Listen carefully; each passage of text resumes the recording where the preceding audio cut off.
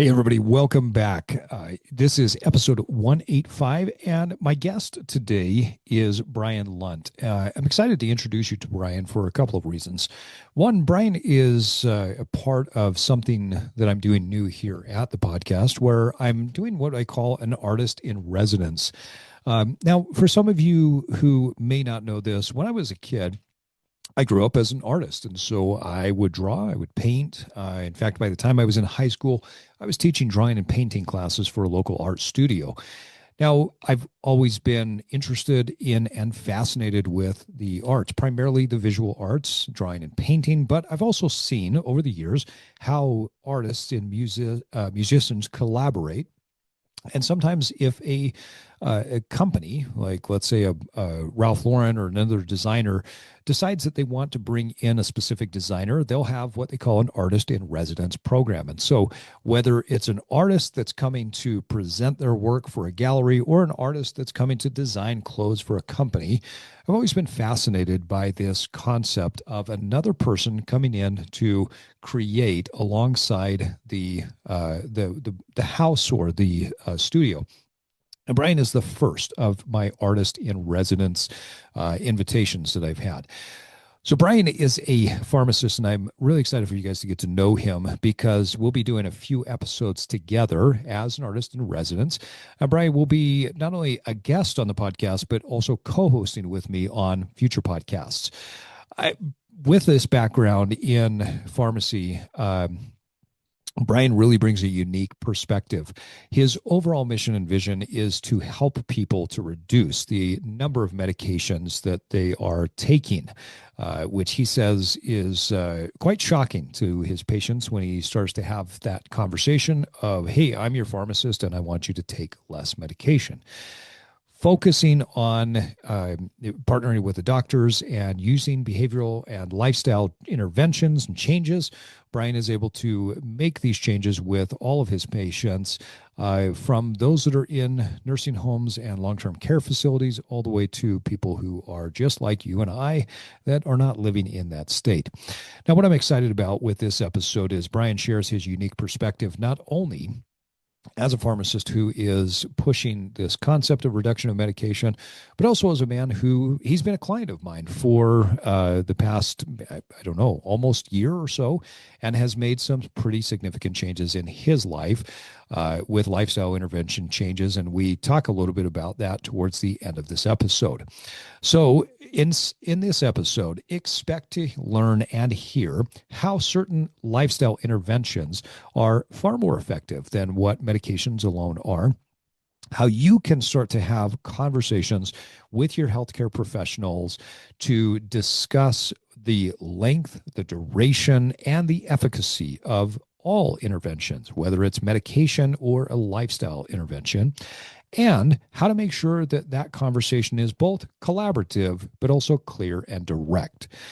I'm excited again for you to meet Brian Lunt, and without any further ado, let's jump into the episode. Well, Brian, thanks for coming in studio. Great to have you here today. Yeah, I mean, been talking about this for a while. It's exciting for me.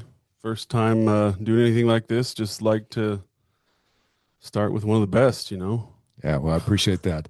And you made the trek to get here. Yeah. I think out of any guests that I've had in studio, you've come one of the longest distances. So I do appreciate the travel and the time. One of the things I do when I have people in studio is I think about that person, and I want to make sure that they're comfortable, that they're set up, and not only do we have a conversation ahead of time, where we sit either in my kitchen or my living room and we chat through this, but I want to make sure that I'm prepped before you come in.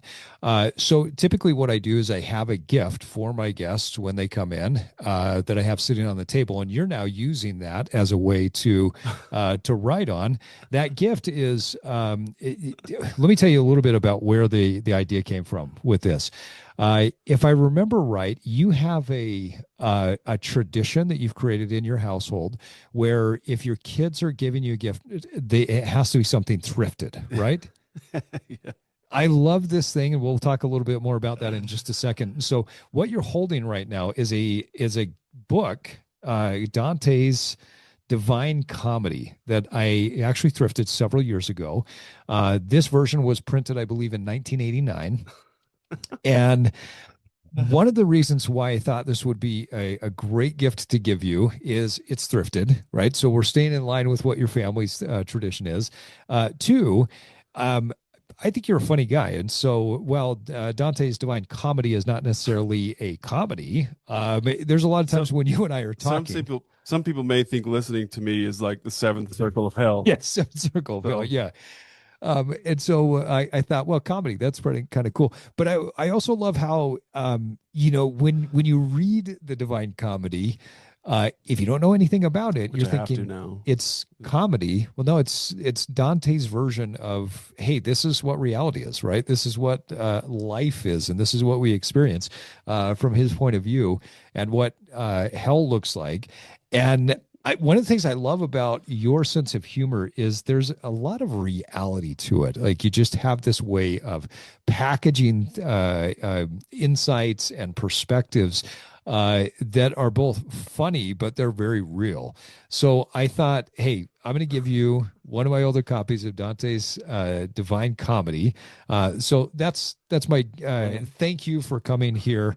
Hopefully, it can sit with the rest of your thrifted gifts. Yes. Well, it won't fit very well next to the like third hand refixed teddy bear with three different shades of eye color on both sides, or half used lotion bottles that you find in thrift stores. But this actually looks very pristine next to some of those other things. But yeah, I appreciate it. I wish you would have told me about that tradition. I'd have brought you something. Oh, no, no, no! This is my gift to you. Your gift to me is just you being here.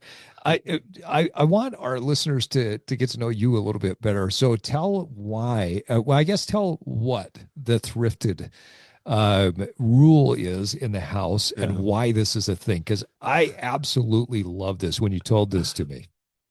We made a rule. Well, I made a rule when it's my birthday or Christmas or whatever, that the only gifts that I will accept are gifts that they purchase at some sort of thrift store. You get to the point in life where you're like, if I need something, I just You're just gonna I go just get buy it. it. Yeah. I don't want a pair of socks that I didn't pick out, or, Right. or whatever. Right.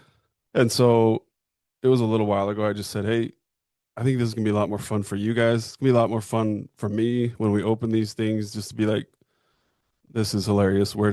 Who thought somebody would enjoy this? Yeah. You know? Right. And so they actually went thrifting just last year before my birthday, and they were texting me the whole time. They're like, this is so much fun. Like we need to really plan a whole day for this instead of a couple of hours. Um, One of my favorite gifts was from my 2-year-old, 3-year-old, who is a huge fan of anything monster truck right now. And so any gift you get from him, regardless of if it's a thrift store or whatever, is monster truck related. I love that. Somebody had dropped off a uh what are those, what they used to be like, Power Wheels. Remember those from Oh like the yeah. 90s? Yeah. Like a Power Wheels But sized. you're gonna sit in, you're gonna drive. Yeah, he Yeah. can sit on it, but I can't. But it's a Power Wheels sized You might be able to. monster. Just may not do well afterwards. I could sit on it. It would not, the shock absorption wouldn't last. But Yeah, there you go. my it was like a remote controlled megalodon monster truck Okay. without the remote control. So it's just like this useless giant monster truck. So he's like, that's what he had to get for me. So my family couldn't even wrap it. So they're like, don't go in the mudroom, for till tomorrow. So when we'd opened some of these presents, some of them were like the old like 80s foot massager things made out of wood, Oh like yeah. those beads, Yeah. Yeah. and like all the other stuff I mentioned. So they're like, okay, well, my youngest son's name's Briggs. Briggs, go get your present for dad. And they're like, don't look yet. So he's like trying to carry this thing out and roll it along the floor. And it's like just this old, it's been colored on in Sharpie several different times. Big old megalodon monster truck. That's amazing. The tell the story about the bear, because the bear was one that I loved, and it kind of freaked me out at the same time, if I'm being honest. So they make things like this now. They're called fugglers. They're just like these Right. ugly dolls. But this one was like they had sewed on a different leg and then put a different eye than the other one, and someone had just eventually thought, no, I mean, I just gotta, I'm not gonna throw this away. Someone's gonna enjoy this somewhere. I'm gonna drop it off at this thrift store. Give So it to that's the what my thrift store. my daughter bought me. And it stares at me creepily from a shelf in my bedroom every night. So That's amazing. It's a great tradition, and I think it's something that it can bond people, oh pulls yeah. them together. When you told me about it, it reminded me of a tradition we had when I was in high school. We liked getting together as friends, but in the wintertime, we weren't getting out and doing some of the things that we were doing in the summer. We'd go mountain biking, rock climbing in the summertime.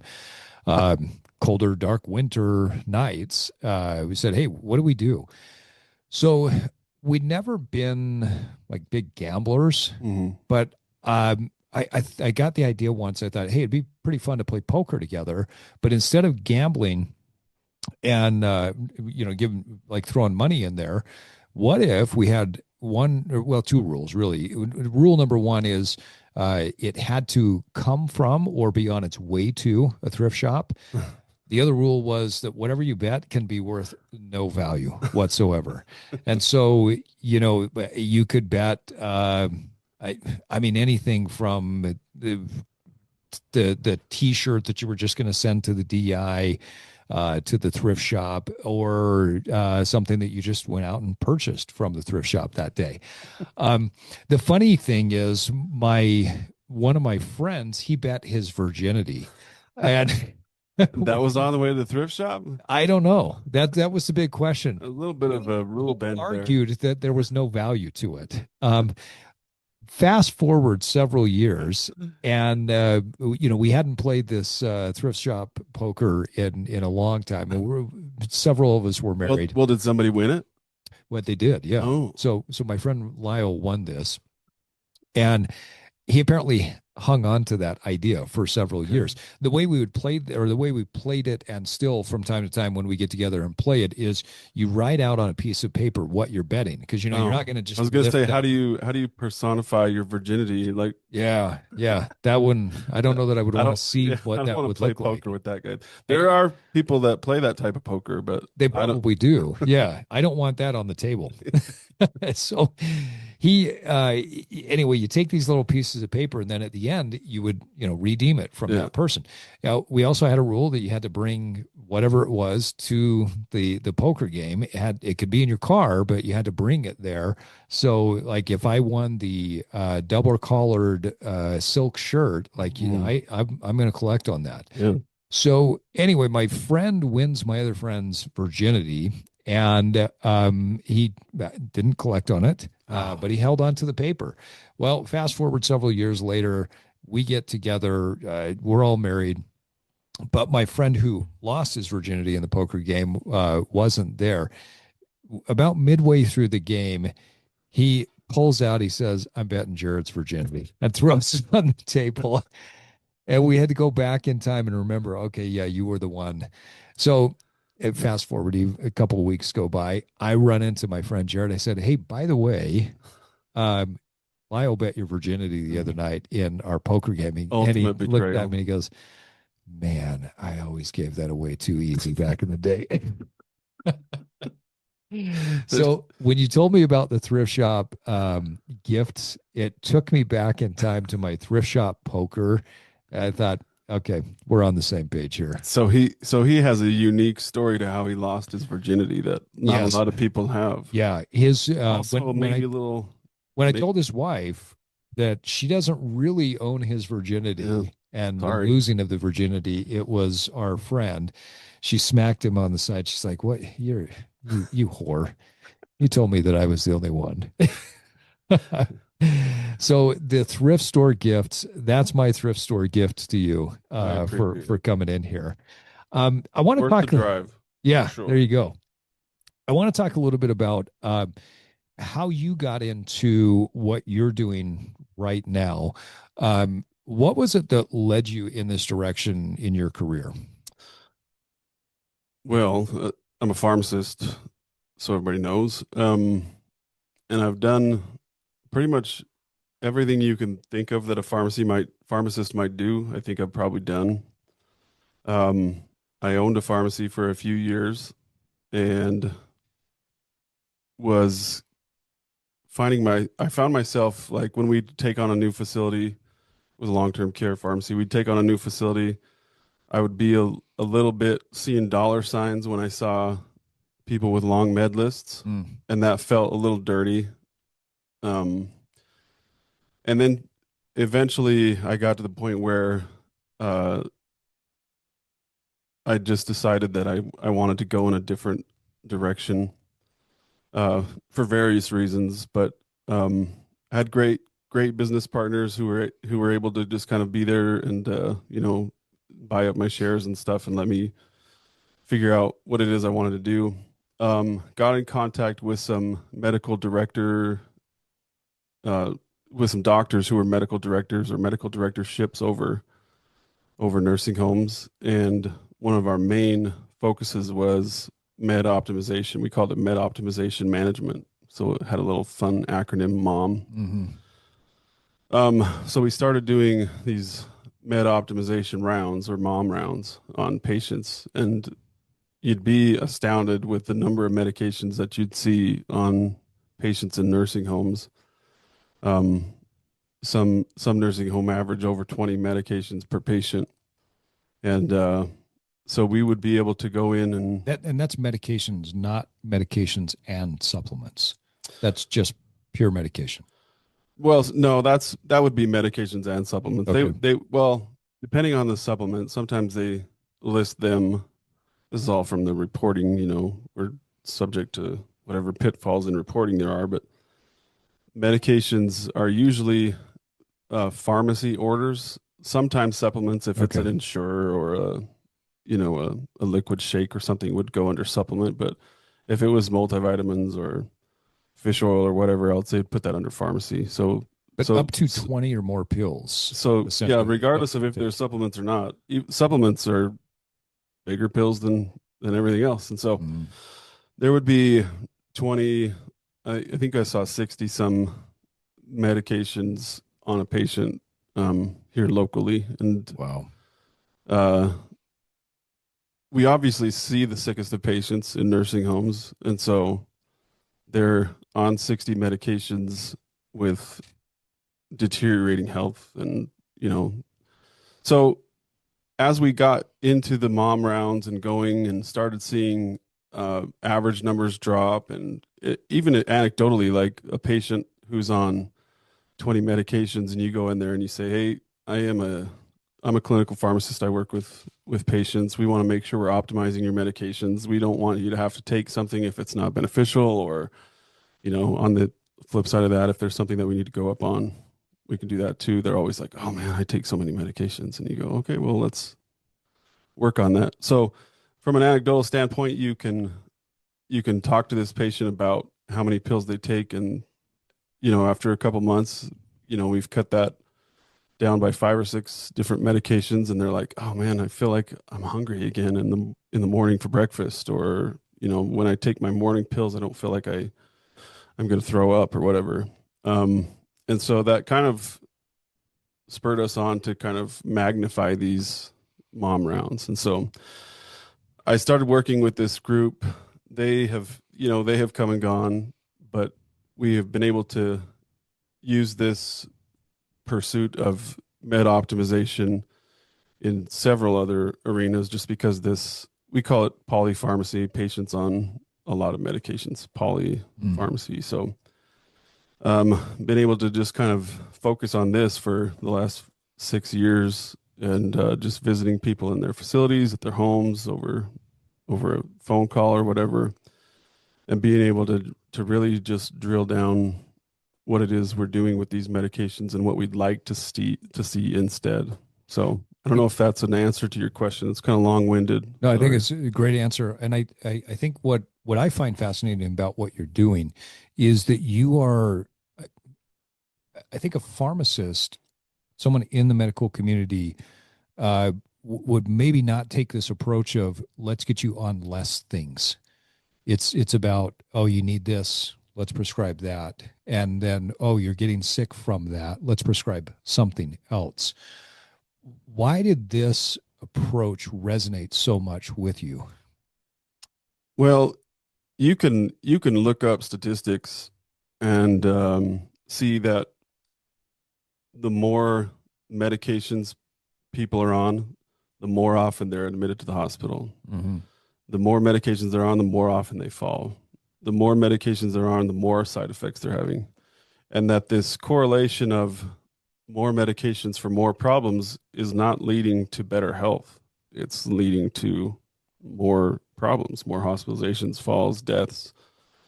Um, and so the more medications we prescribe is not leading to better outcomes. And so that's kind of what started me on this. Um, it's funny you mentioned that the one of the most popular comments I get when I come in and I say I'm a pharmacist, they go, "Oh, I'm already on enough pills," Mm. and I have to kind of explain, "Oh, well, I know, Yeah. I'm looking at them right here. My goal is to I get you on lunch. I don't know how you eat anything. I mean, with 20 pills in the morning, that's a bowl full. Like that's like your uh breakfast pretty much. Like Yeah. even though they're medications, they're taking up room in your stomach. Mhm. They're something. So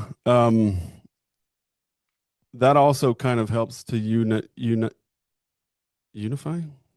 Yeah, I mean, our purpose in talking with this patient is, and most patients are in there having uh no idea what they even take. Like you can say, hey, you take this for this, and they go, I don't know. It's in this pile of meds in the morning or in the afternoon or whenever. So they're always, well, not always, but sometimes they're very in sync with your goal to get them on less medications. So when you come in and say, I'm a pharmacist, they go, you again. I already take too many pills. You go, well, I'm a less is more type of Mhm. guy. And I'd like to I'd like to see, so here's your med list. There's 18 meds. I would like to see in 2 months we're on 12. And they go, oh, okay. Like you can do that? Yeah, well, that's what I do. So Talk a little bit more about the when you remove some of these medications from a patient, and they start to feel better. They say, I have an appetite. I can eat. I feel hungry in the morning.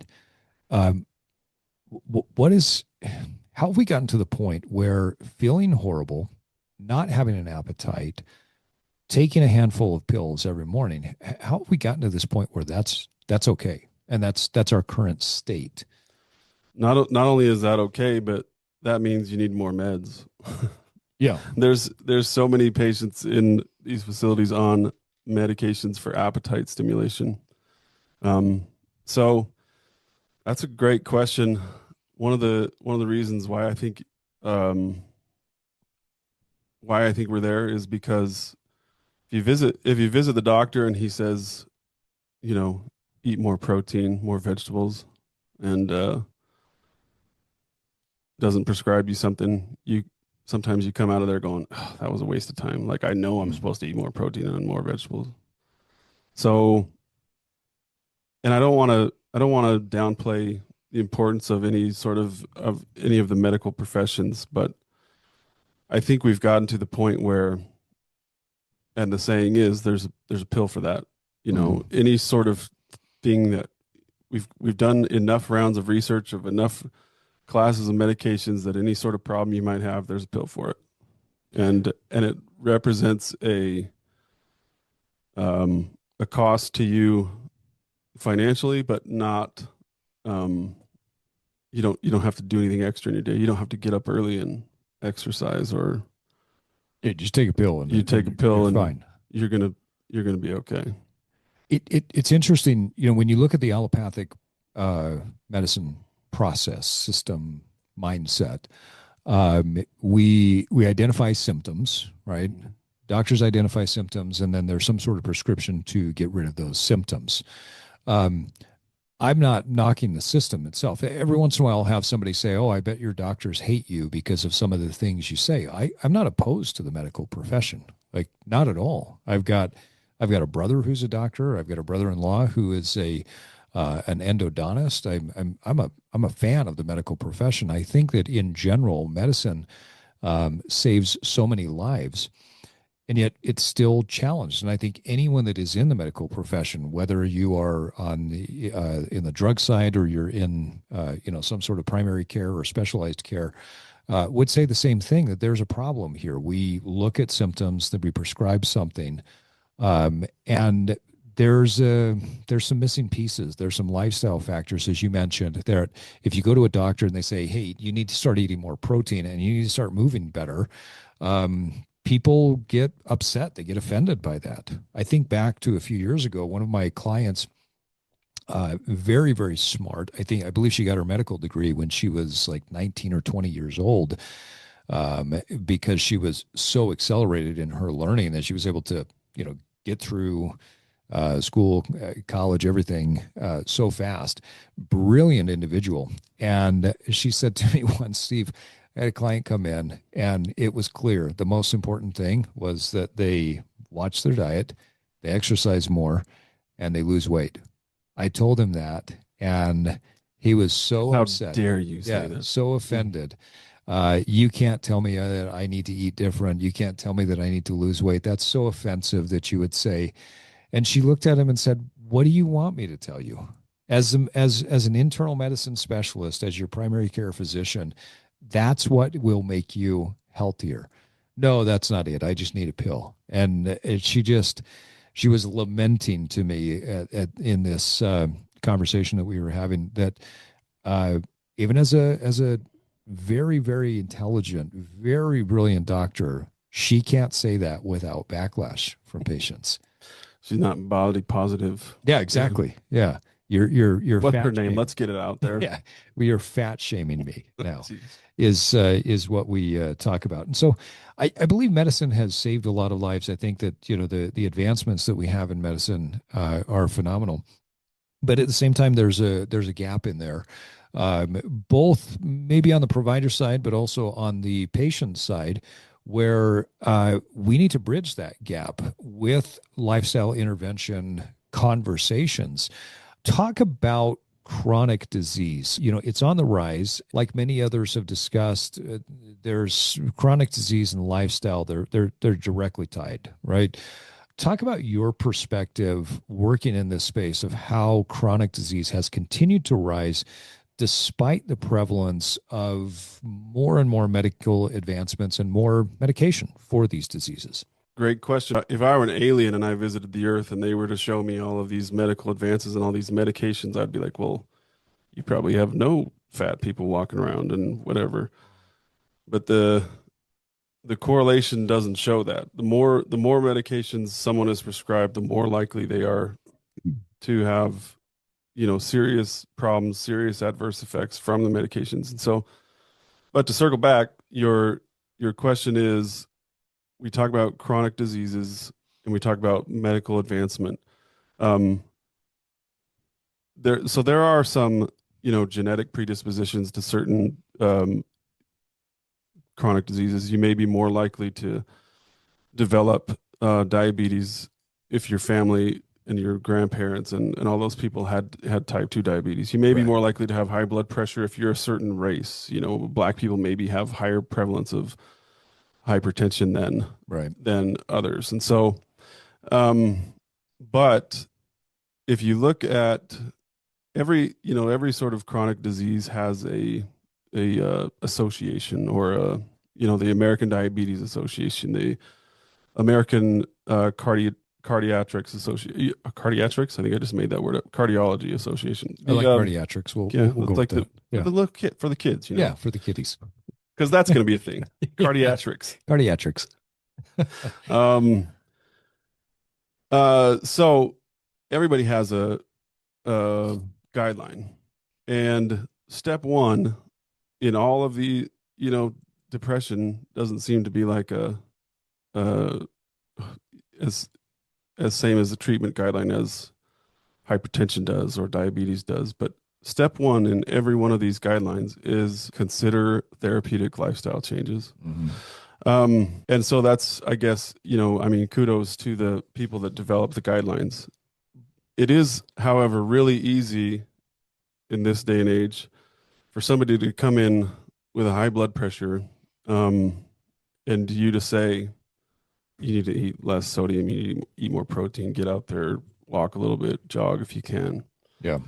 Um, for the patient to go home and be like, well, I knew I need to do that. Why do I go see the doctor? So if the doctor doesn't do something like prescribe a medication, um, maybe they lose patients or they're seen kind of as a hack or something. So I'm not saying that happens, um, even though I am saying that happens. You see it. Yeah. Yeah, you see it every day. Um, so I'm trying to think of what the exact wording of your question was, but we talk about the chronic diseases.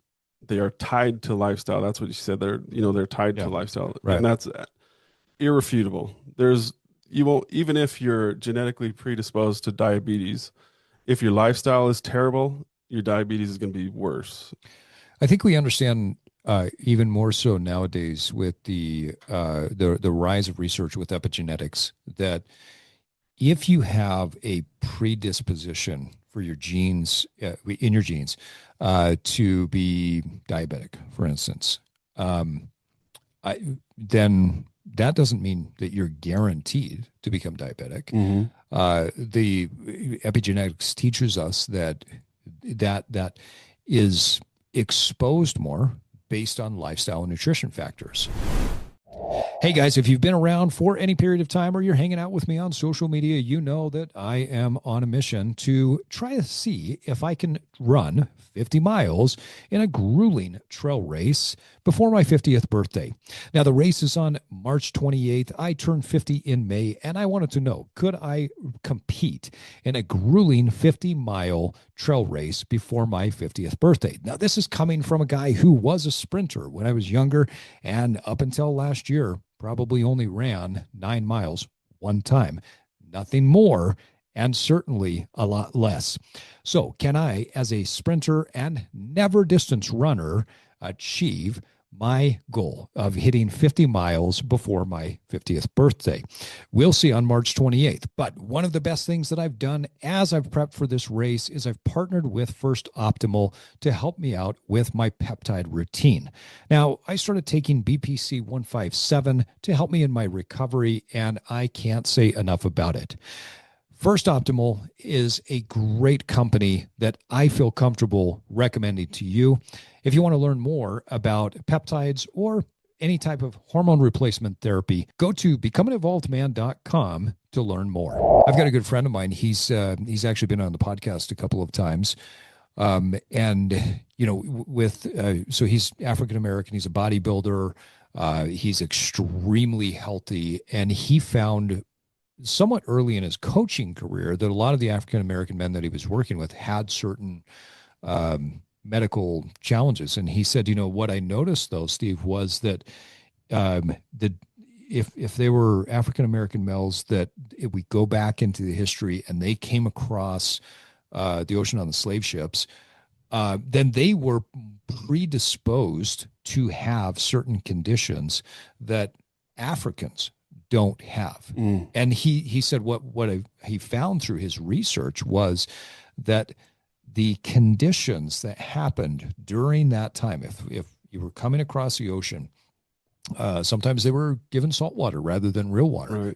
Right. And that it changed in many generations, still, several generations down the road, how the genes were expressing, and that the potential for certain health conditions were there potentially because of this, rather than if you were to take another person that is, grew up in Africa today, they don't have those same dispositions. So I thought that was fascinating. But we understand through studying epigenetics that it's not a stamp that you're damned to have whatever that is. Your lifestyle creates the expression of your genes. Mm-hmm. Am I understanding that correctly? Yeah, I mean,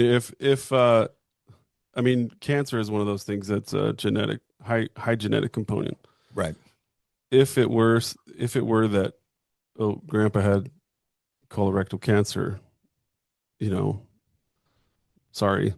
Yeah.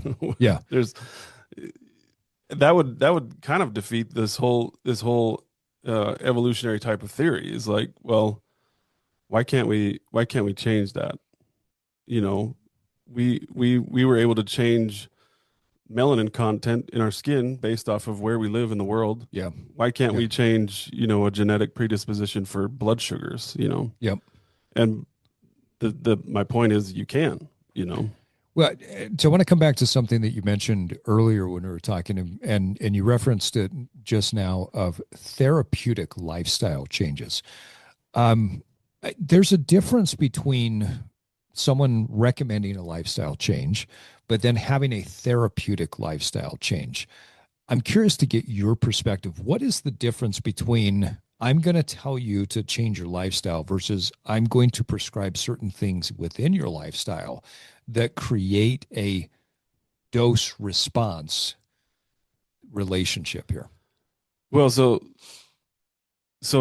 I mean, I think what we need to talk about is how we communicate those lifestyle changes. But obviously, a therapeutic lifestyle change is different than a life. Like if I stop working out and lay down for 12 hours a day Mm-hmm. plus sleep for 12 hours a day, that's a lifestyle change. Right. That's not therapeutic. But the therapeutic lifestyle changes we're talking about are are things that have shown, not just since we've been developing and prescribing drugs for the past 100 years, but for hundreds of years before that, to provide benefits to our health.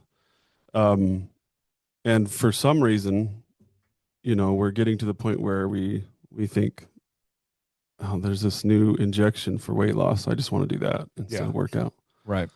Is that kind of what you're?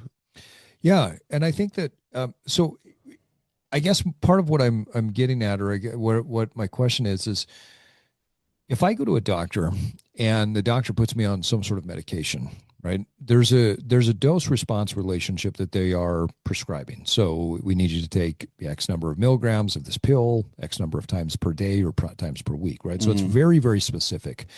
However, if the doctor says to me, you need to lose some weight in order to manage this particular condition. Okay, so let's say that I have hypertension.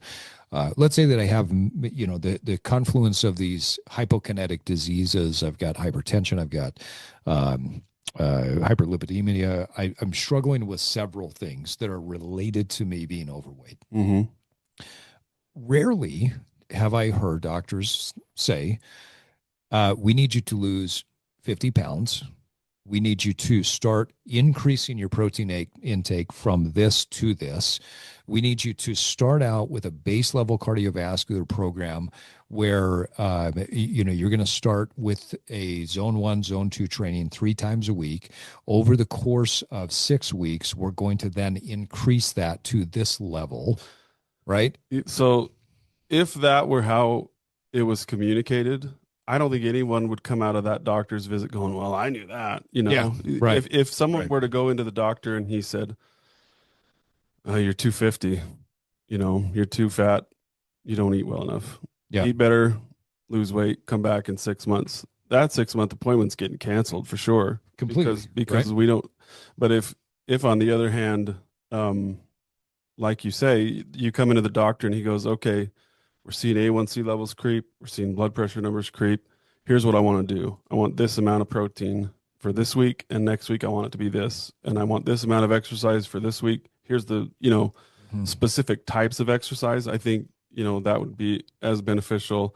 And that way, into kind of an, you know, I'm getting, my brain is going a bunch of different ways, probably because it's so foggy up there, but there's, there's a lot of value-based initiatives out there. Those are like programs that insurance companies and the government kind of collaborate on to say, well, if you can get this many people taking this medication that have these diagnoses, then your star rating is going to go up, and we're going to reimburse you more for these services that you're providing. None of those value-based initiatives include any sort of um, therapeutic lifestyle monitoring. Yeah, yeah, So instead of saying, if you can get your patients to lose, if their BMI is this, if they can get their BMI to this, then we'll increase your star rating. Instead, it says you have 40 diabetics and only 35 of them are on a statin. You need to have everybody on a statin, and you need to make sure that they're filling it and taking it every month. And if you fall below, uh, I might get assassinated for this, by the way, but if you fall below, 80% of your patients that are, even if they're prescribed the medication, if they're not filling it on a month after month basis, they could be filling it and dumping it in the toilet. They would still, meet the metric. But if you fail this metric, then your star rating is going to go down. Your reimbursement's going to go down. Really? So the value-based initiatives, which I think in theory are good, we're trying to reduce hospitalization, we're trying to reduce fall risk, we're trying to reduce all this sort of thing in these populations. But it seems to me like we're chasing some of the wrong metrics. I Well, haven't. because we're only looking at it from a medication production delivery standpoint. Mhm.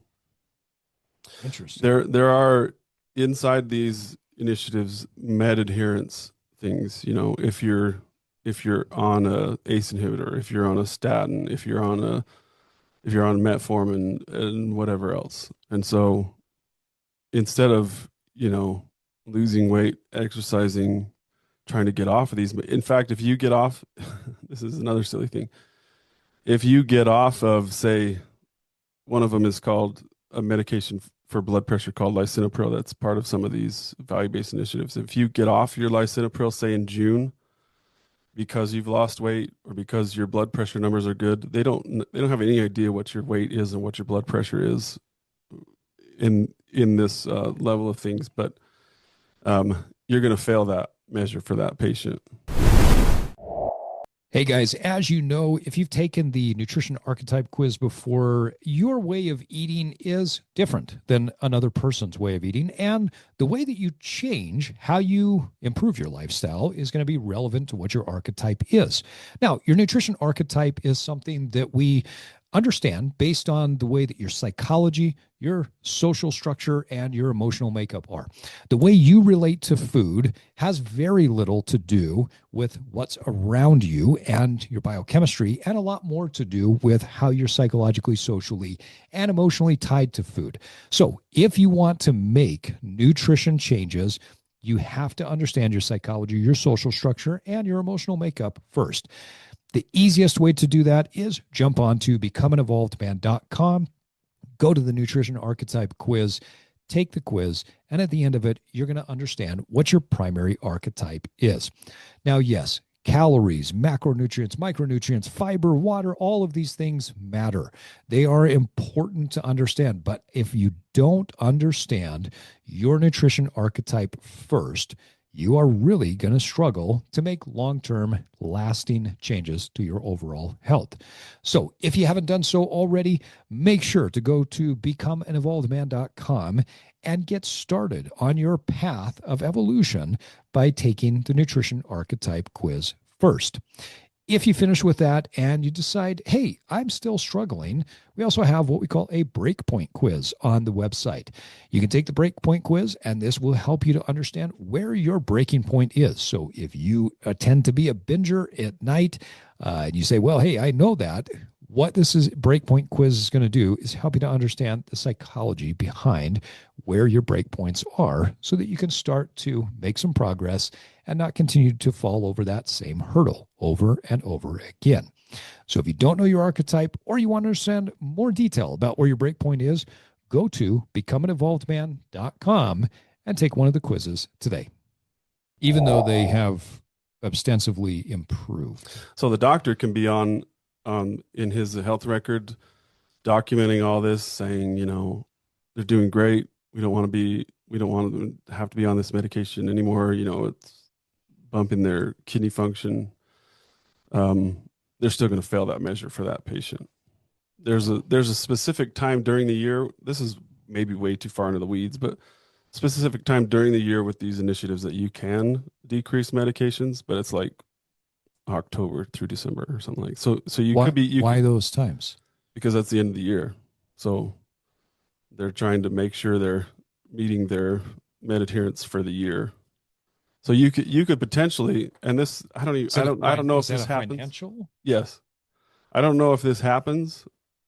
Wink, but you could potentially have a patient that's on a medication that may be harming their kidneys, but because it's part of one of these med adherence measures, this insurance company wants them to be on it until October, November, when you can DC it. But then they can. Then they can DC it without failing the med adherence measure. Wow.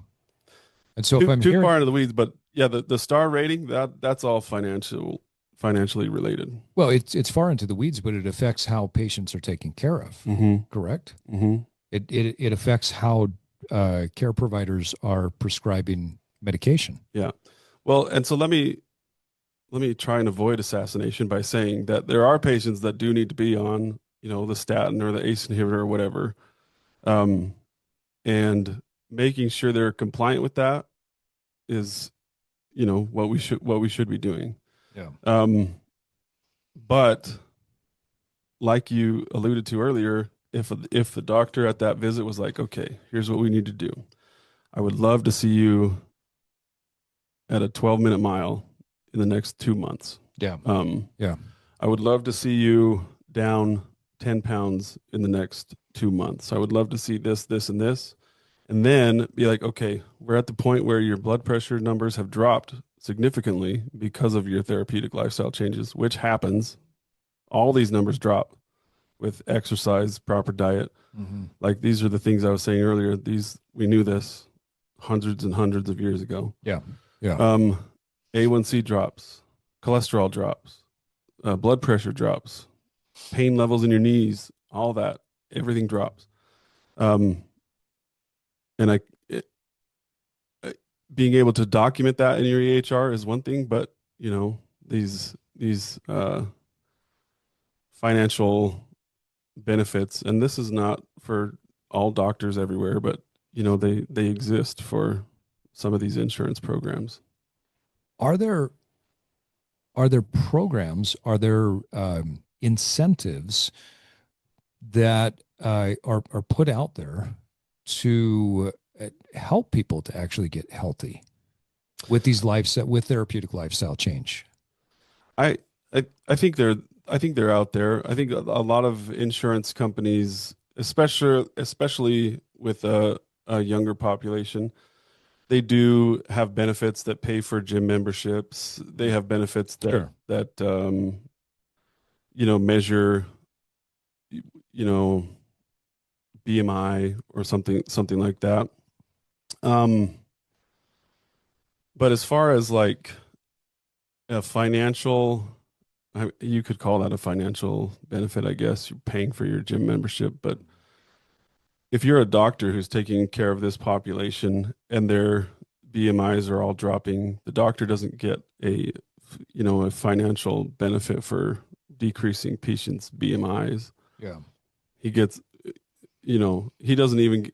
I think there's this misconception that doctors get all this benefit for passing out meds. I don't think that's true. I don't gather that they do. Talking to the doctors that I know, Mm-hmm. um, I think it's just part of the system, but I Yeah. don't know that they necessarily are like they're not going to walk home with several hundreds of thousands of dollars more because they prescribed more money. Yeah. Are there fringe benefits to that? Potentially. I mean, I Mm-hmm. think that's something that's been hotly debated over the years. Yeah.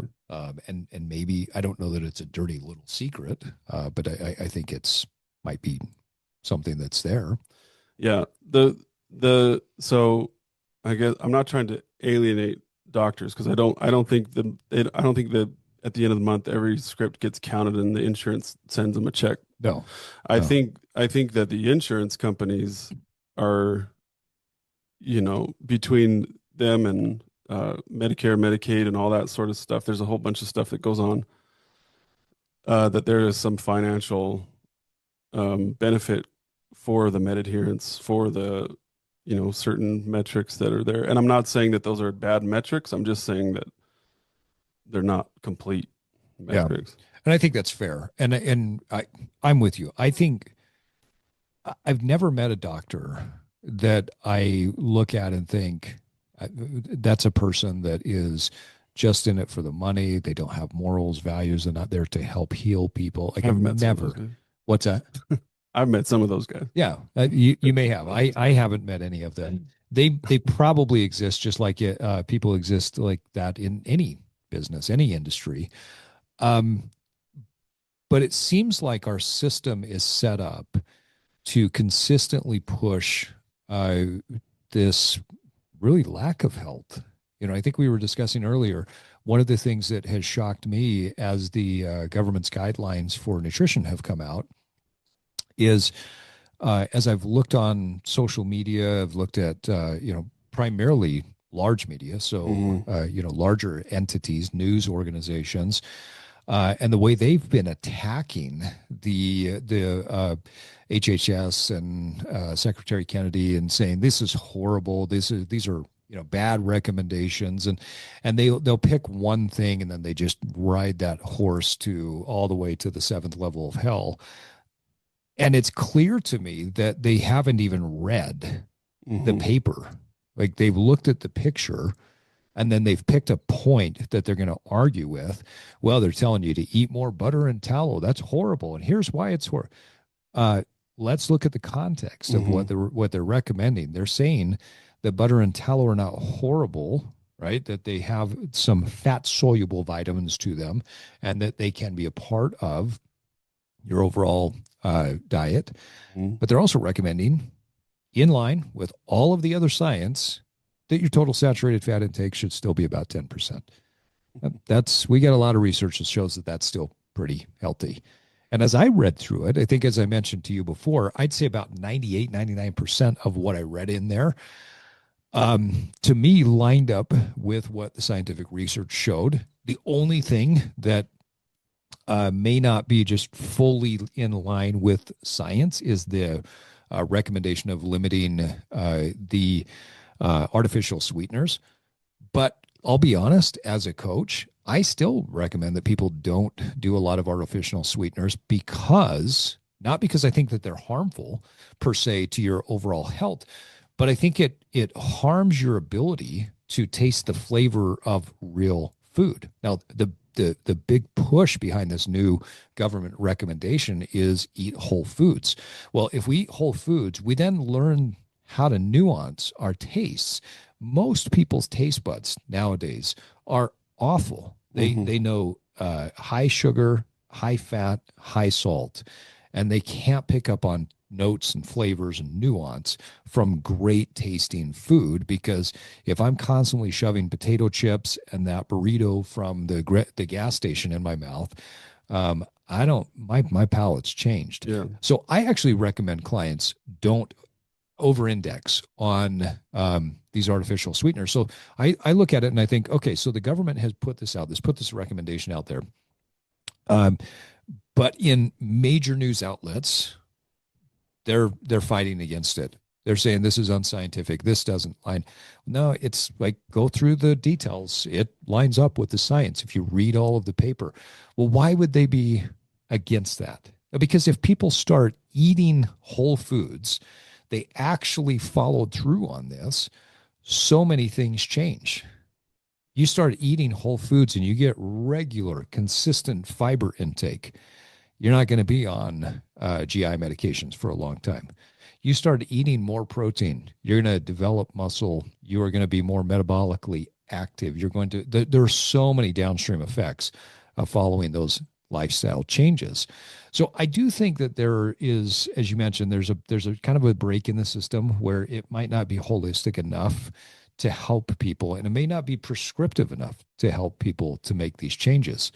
Now, one of the great things about where we're at today. I mean, you and I are talking on a podcast right now, and there's social media. There's this democratization of information, and so I think that for the consumer and for the an individual, they can take better control of their health if they choose to. And so I think that's where something like this comes into play, where someone can say, "Hey, you know what? I don't want to be on 20 different medications. I'm going to become empowered and educated and I'm going to have intelligent conversation with my doctor. I'm going to include the lifestyle conversation. I'm going to include all these other pieces, but I'm going to be empowered to have those conversations. How do you recommend your patients do that? When you start out and you say, hey, we're going to go through a mom and we're going to start to look at how we reduce your medications. What is that? Where's the starting point for the patient?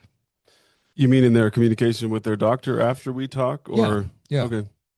Yeah, I mean, I think it's important to be able to just cite actual, you know, evidence or sources. Like, hey, this pharmacist guy, crazy as he may be, tells me that I can, decrease my A1C by 2% or more with therapeutic lifestyle changes and potentially not have to take this metformin. Instead of saying, hey, the pharmacist told me that you went straight to meds and you shouldn't have, type of conversation. So just making sure that the communication is as open as possible to say, hey, here's what happened. We had this conversation and he said there may be benefit to this, instead of just jumping straight to you did something wrong. Um, I don't know if you know this about doctors, but some of them have a little bit of an ego. One or two. Yeah. And so coming in there and saying, hey, this was wrong, I shouldn't have done this, is going to make them not want to maybe listen to the recommendation. But So start the conversation in a collaborative way. yeah, Start it in a way where you're saying, "Hey, there's a potential." Because so the promise of, let's say, a metformin. I think you were telling me earlier, there's a potential reduction of A1C of up to what, 1 to 1.5%, yeah, and then but with lifestyle changes, it could be 2% or more. mm-hmm. Okay, so starting a conversation where it's collaborative, but it's also evidence based to say, hey, it looks like based on what the pharmacist is telling me, I could get an even better result than the high result of going on metformin. Let's talk. Mm-hmm. So it sounds like that's Yeah, the entry point. and not like, hey, I want to stop metformin because of this. Yeah, right. I would love to see if I could take less medications, doc. And doc would say, I would also love to see if you could take less medications. Yeah, Less medications for a patient means less orders from a doctor. Doctors yeah, do not love doing this all yeah, day long. yeah. They don't want to keep writing the Yeah, scripts. and so Yeah, if you're on metformin, well, we got to check an A1C 12 months. We got to check BMP. We got to check your kidneys and your liver, and we got to do all this stuff at least once a year. If we can get to a point where um, the doctor can have this open conversation and be able to give goals like you said to earlier, like, hey, um, I want your A1C to go down, and I want it to go down by this, and this is, I'm doing this because this is the first step in everybody's, diabetic regimen. We want to do therapeutic lifestyle changes. But so so I talk with 80-year-old and 90-year-old patients all day long. For them, it's maybe less of a, in 10 years, hopefully we can have you off of metformin, and more of a, hey, let's reduce the amount of side effects that you're having on a day-to-day basis, because, there's a risk to each of these. I mean, the benefit at this point, maybe, I don't know, if we're taking a statin and you're 80 years old, is it likely that stopping it today will decrease your risk of heart attack in another 10 years? Maybe. Are we going to be around in 10 years anyway? Probably not. yeah, right. So this conversation is important to have, and when you first start having all of these, creeps in A1C, weight is going up, blood pressure numbers are going up. Sometimes, as soon as you get a high cholesterol test, prescription gets written that day. We need to have these conversations early on, I think, with doctors, um, because I think we'll find when we do talk to doctors about this stuff that they're more than willing to not have to write prescriptions, and they're more than willing to have these conversations about, here's what your weight loss needs to look like. They would probably be more than willing to say, hey, I got a buddy, Steve Cutler. He works really well with guys your age. I want you to lose weight. He's going to tell you exactly how to do it. And what types of muscle groups we need to be working on. Muscle is a much better tissue at metabolizing, every sort of macronutrient that we have than fat is. And so, it's kind of a vicious cycle in a good way. So not vicious, a good cycle. I would That call it vicious because when you build muscle, you become this vicious, vicious machine. Yeah, we should create a T-shirt that says that vicious. the vicious muscle cycle. The better, the more muscle we get, the more fat we lose, the farther our A1C comes down, the better we come at utilizing glucose, the further it comes down, the more protein we get, the more muscle. It's just kind of a whole vicious cycle. I just wrote vicious down. I've always called it the compounding effect. When you start something, like let's say that you start a strength training program, we start you on a mild cardiovascular program, and we start making some dietary modifications. Those things compound. They compound over time, and we don't know when that's going to be where you start to notice the difference of it, but eventually it does. Like I can't tell you what day you're going to start to have better digestion and feel better and have better mental clarity when you start doing more cardiovascular exercise and start getting more fiber. But I do know what's going to happen. It's not a if, it's a when. It may be 6 months from now, it may be 9 months from now, but one day you're going to wake up. Like I had a client recently, for instance, that we were doing a recap of the last year of his training. And he said, I went back through because he knew that we were going to look at some of these metrics. And on our coaching calls, I start out and I say, okay, tell me what the wins of the week are. And so then I document those wins in a document. And what he did is he went back to that document and he started looking at everything just kind of as a journal. And he took that, put it in his own journal. And he said, you know what it dawned on me, Steve, is I no longer worry about travel. I no longer worry about going to a restaurant with friends or family or anybody else and then thinking to myself, okay, have I clocked where the closest bathroom is? He goes, that was my lifestyle. He goes, wherever I was thinking to myself, okay, it's going to take this amount of time to park my car to get into the airport to check in for my flight. I'm X number of steps away from the bathroom, but I know I can't get up and go use the restroom during takeoff. And then when we land, where are we going? And so literally, this was a lifestyle of if I eat something, oh my gosh, I'm going to have to run to the What bathroom, right? a potential benefit that you're not mentioning is how good the stories are, Yes, because poop stories are always funny. I've got a great one. I'll have to tell you that after the podcast, where that happened to me on a flight. I was like, oh, I ate the wrong thing. But I have a brother who has it's the it's the crowning poop story of everybody. I'll see if I yeah, I'll have to tell you about some of crowning. the ooh, there you go. Some of the stories that my brothers and I go back and forth on, and I don't show the text stream between the three of us to anybody, but it would make most people quite upset. Yeah.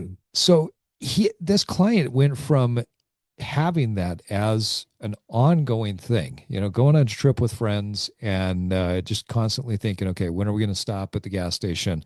Because I got to go to the bathroom. I'm not going to eat anything because as soon as I eat anything, I've got to go. And he says, you know what? I don't do that anymore. He goes, my gut health is so good. I'm so stable that I don't think about that. I've got clarity in the mornings. I can eat my lunch and then not feel like I have to fall asleep at 2 o'clock during the meeting, Mm. even if it's a boring meeting. And that change is a compounding effect of lifestyle habits, right? We don't know when they're going to happen. We just know that they will. Hey guys, as you know, I'm a big fan of making things simple. It's important for you to understand what you're doing, but also to have a simple strategy. That's why all of the programs that I develop for my clients are simple. They are broken down into the most basic form that we need them to accomplish. And I'm a big fan of simplicity when it comes to your nutrition. Now, nutrition can be very complicated. But one of the ways that you can make it easier is by utilizing a meal service like 1% Fitness. Now, I've partnered with 1% Fitness to get you the best deal possible so that if you want to get great results and not overthink your nutrition, you can jump onto 1%fitness.com, use the code EVOLVE, and from there, you're going to get a great deal on great tasting food. Now, I've been to this facility, I've toured around, and I see the quality that 1% Fitness puts into the overall production of the food. I've eaten the meals, they are phenomenal. They taste great and they hit your macronutrient profiles.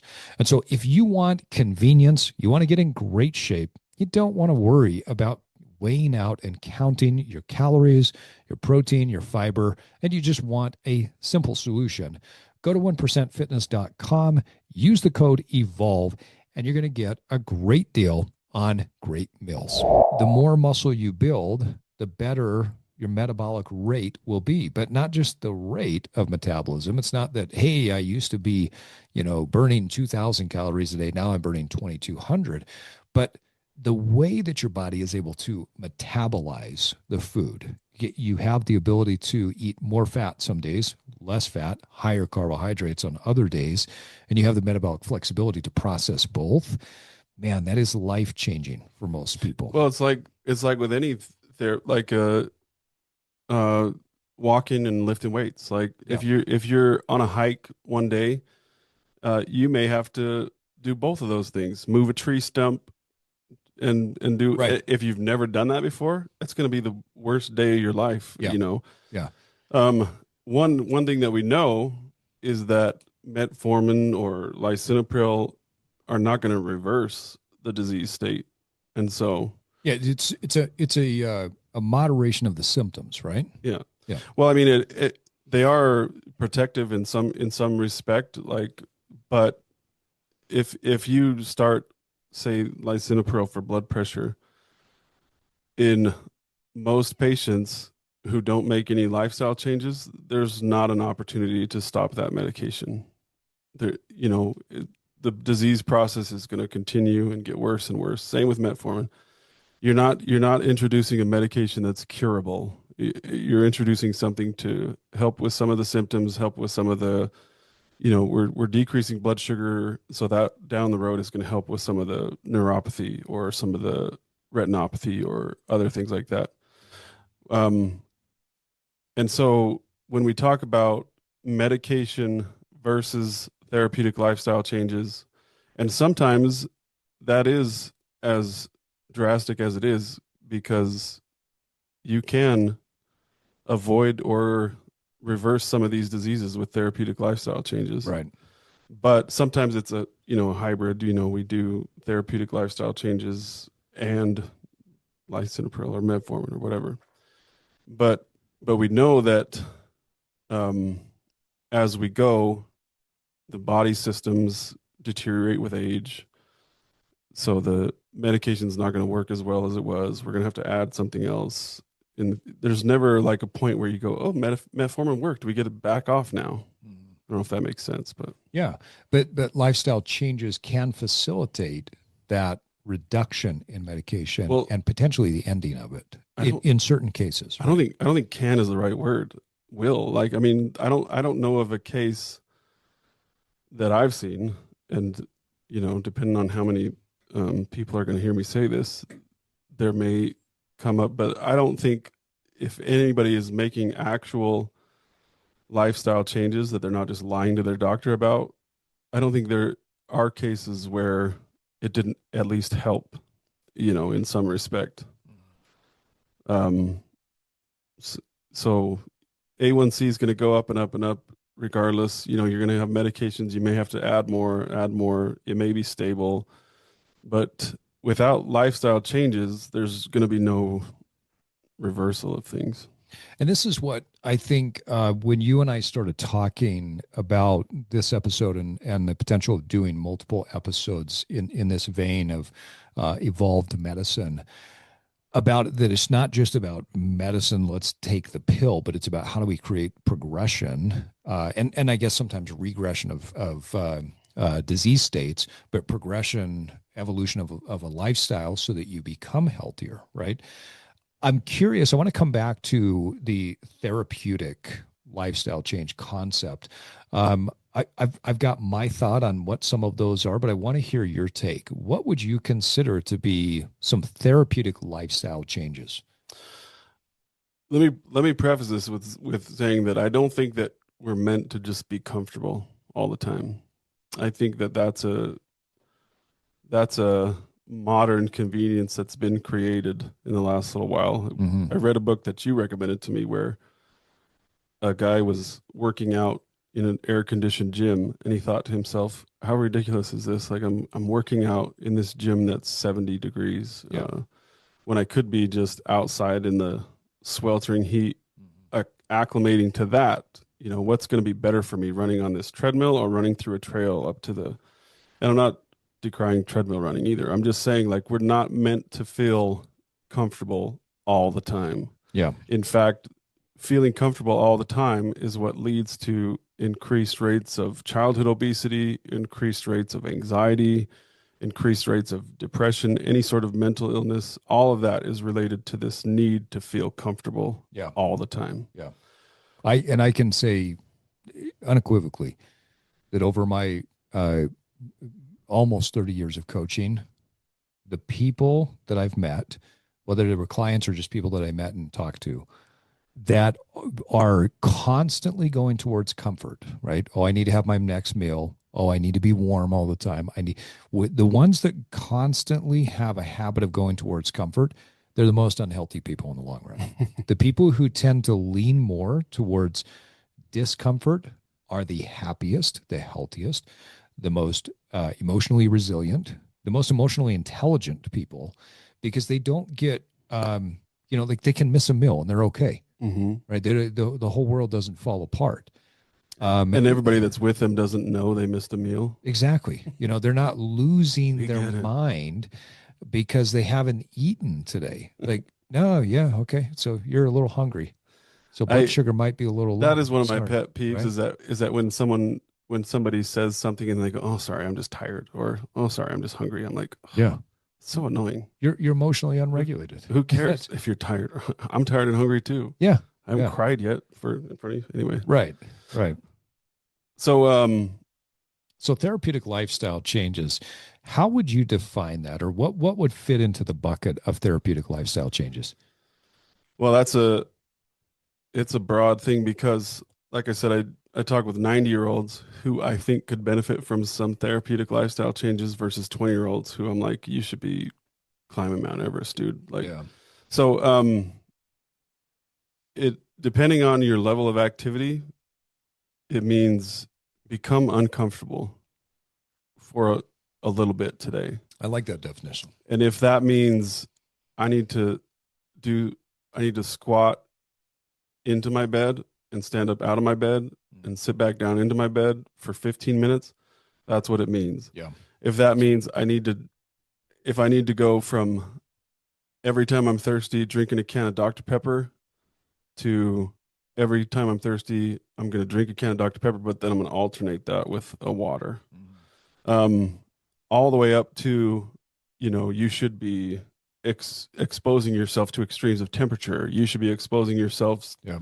to a heart rate of 180. You should be exposing yourself to um, very, very heavy, weights when you're squatting that you're going to fail. You know, that's the thing. Like someone who's a 20-year-old weightlifter, you might say, "Hey, be uncomfortable for an hour today." Um, and if you were to say that means go on a walk, they might go, "Well, I do that every day." So that means no, run for an hour or whatever. I don't know. Is Yeah. that Yeah. kind of what your thoughts are, or what do you? Yeah, I would agree. I think the dosage and the type of discomfort has got to be relative to the person, right? Perfect. Yeah, that's another thing is like that you're so good at is being able to say, okay, well, I get that you don't like running. That's not something everybody loves. I'm not going to say we're not going to run at all because you need to be able to run. Yeah. But we'll supplement that with some other things. There's no like single prescription for therapeutic lifestyle changes that's going to work for you. That's also going to work for me. Yeah. Well, you know this. Like, I mean, in your program, at some point, we started to introduce, uh, some jumping, and for several people, that starts with let's just do some jump rope. And the reason we jump is, multifaceted. We need to jump because we have to develop greater force production in the lower body. When we develop greater force production, then we tend to get healthier muscles. When we have healthier muscles, we then tend to put more stress onto the bone, which also generates more bone tissue. And jumping stimulates the body in a way that, let's say, a standard weightlifting doesn't. So, squats, deadlifts, anything that puts load in that vector, that axial load through the body, it's really beneficial for the lower body. It's really beneficial for the spine and the hips to develop bone mass and muscular strength. But we're not getting the same rebound effect that we do from something like a jump rope or bounding forward or jumping up onto a box. The I number was one, super offended that you wanted me to start jumping, by the way. Can't believe that. right? You should be, yeah, Body shamed me. yes. Okay.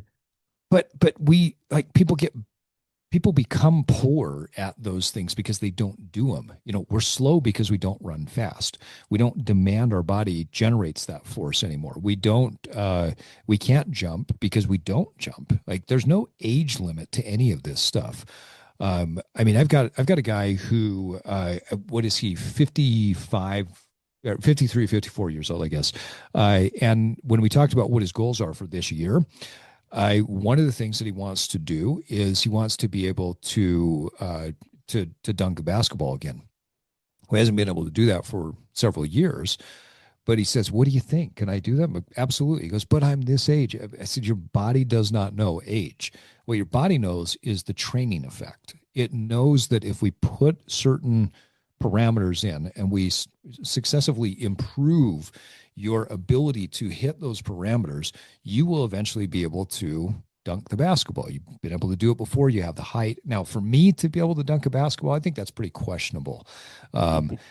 Spud Webb was my size and he could do it. I was never Don't able put limits to. on yourself. Exactly. Yeah. But I think it's, could I get to the point where I could dunk a basketball at 49 years old? I don't know. I couldn't do it when I was, 19. I might be able to if I just trained really hard for it. Yeah. But the point is we need to have some sort of prescription, some sort of setup, some sort of programming, some sort of system that's relative to our need, right? And that's kind of the basis of this therapeutic lifestyle intervention. So, Well, and I don't mean to interrupt you, but I want to point out what you said when I was 20 working out in a gym and the number of bench press reps at 225 that I could do. yeah, If you'd have said, when you're 40 something, you'll you'll be able to do more than that. I'd be like, there ain't no way. yeah, yeah, But this year I've bench pressed so much more than I ever did in my 20s. yeah, yeah. Partially because you've got muscle maturity, right? But we've also built you to the point where you can do that. And you have you probably have better skill at this point, right? I think that's one of the things that people mistake is I that bring this up so that you dunk. I want to see it. okay. Okay. So I got to get through my current challenge first, and then we'll talk about dunking. My goal is to dunk on my goal, my main goal this year on March 28th. yeah, If I the can run. if I can do the 50 miles before my 50th birthday, I will have achieved my big goal for the year, and then I'll say, okay, well, what's next? Therapeutic lifestyle intervention, I think, really comes down to that you and your healthcare provider, your fitness professionals, the people that you're working with, you guys sit down and say, okay, here's where I'm currently at, and then what's the future state? What do I want to get to? And then creating some of those lifestyle changes that are going to be relevant to you. I've got several people that when we look at their blood work, we look at the challenges that they have. One of the first most important lifestyle intervention changes that we have to make is that we need to get them to sleep better. When you sleep better, you immediately change your body's ability to regulate leptin and ghrelin, which are two critical hormones that regulate your hunger and your satisfaction. If we don't dial in your sleep, it's going to be harder for you to regulate your leptin and ghrelin, which then makes it harder for you to regulate your weight, which then makes it harder for you to regulate everything else. And so, therapeutic lifestyle intervention has got to be relative to that individual. And that might mean that we are looking at some different metrics along the way. So, for instance, I've got one client where total time was not something that we could really increase based on how his schedule was structured. But what we could do was dive deeper into his ability to get into deep sleep and then stay in that deep sleep or that REM sleep for longer. And so we started to utilize some different tactics to get him to sleep faster and to help him to sleep deeper. And then all of a sudden, the deep sleep and the increase in REM sleep what went up. Core sleep actually went down a little bit because his total time was still the same. But now all of a sudden he's recovering better. Mm. Blood sugar's better. Inflammation markers have gone down. And we're measuring these things, right? We're not just saying that they are, we're measuring these things through blood work. And we're saying, okay, we now, based on what we've done for your lifestyle, you're in a better place. Well, that's a great segue into what I kind of was trying to. I was trying to look up something right now that I had researched because if we are just talking about these things as therapeutic lifestyle changes, then there's no research to back up what we're saying. We're just another YouTube video that's Right. that's Right. like, hey, start doing, I don't know, whatever per day. But in reality, several studies um, are able to show the effect of all of these therapeutic life when done correctly and when done um, not I don't know the word I'm looking for is religiously or on a normal basis over years, you know, people with an A1C that's pre-diabetes or diabetes, Mm-hmm. you can go from 7 to 5 with therapeutic lifestyle changes. Yeah. I don't think there's anything out there that can sort of refute that. And obviously, there are the genetic things that we talked about. People may be different in how that goes, but the reason why I think I'm harping on this to a lot of my patients and clients is that something we discussed earlier and what you alluded to with the new dietary the new nutrition requirements is that this is there and it's known and it works, but we still don't do it. And Mm-hmm. why is it that we don't do it? Yeah. Um, if you are some major news outlet who gets money from some major pharma company, that pharma company has this new injection that loses weight, um, there it wouldn't make sense for them to promote therapeutic lifestyle changes, that are going to potentially cut into the sales of their product because Of the weight loss drug. from a Right. from a cost perspective, how much does it cost to eat better? In your expert opinion, you've done a lot of research into nutrition, to eat better and to do pull-ups and push-ups and sit-ups and walking or jogging. How Yeah. I much? mean, you'll save money. That's the reality of it. People talk all the time about it's more expensive to eat healthy. It's absolutely not. Like, I've actually done this where I've taken um, someone's diet, broke it down to cost, like what's the total cost that it takes for you to eat this, and then here's what we want to shift you to. You'll save money Mm-hmm. if you eat healthy, both in the short term and in the long term. You're gonna be uncomfortable for a little bit. Mhm. I know when you and I first started talking long ago, um, I was like, and these are some of the things that I miss. Yeah.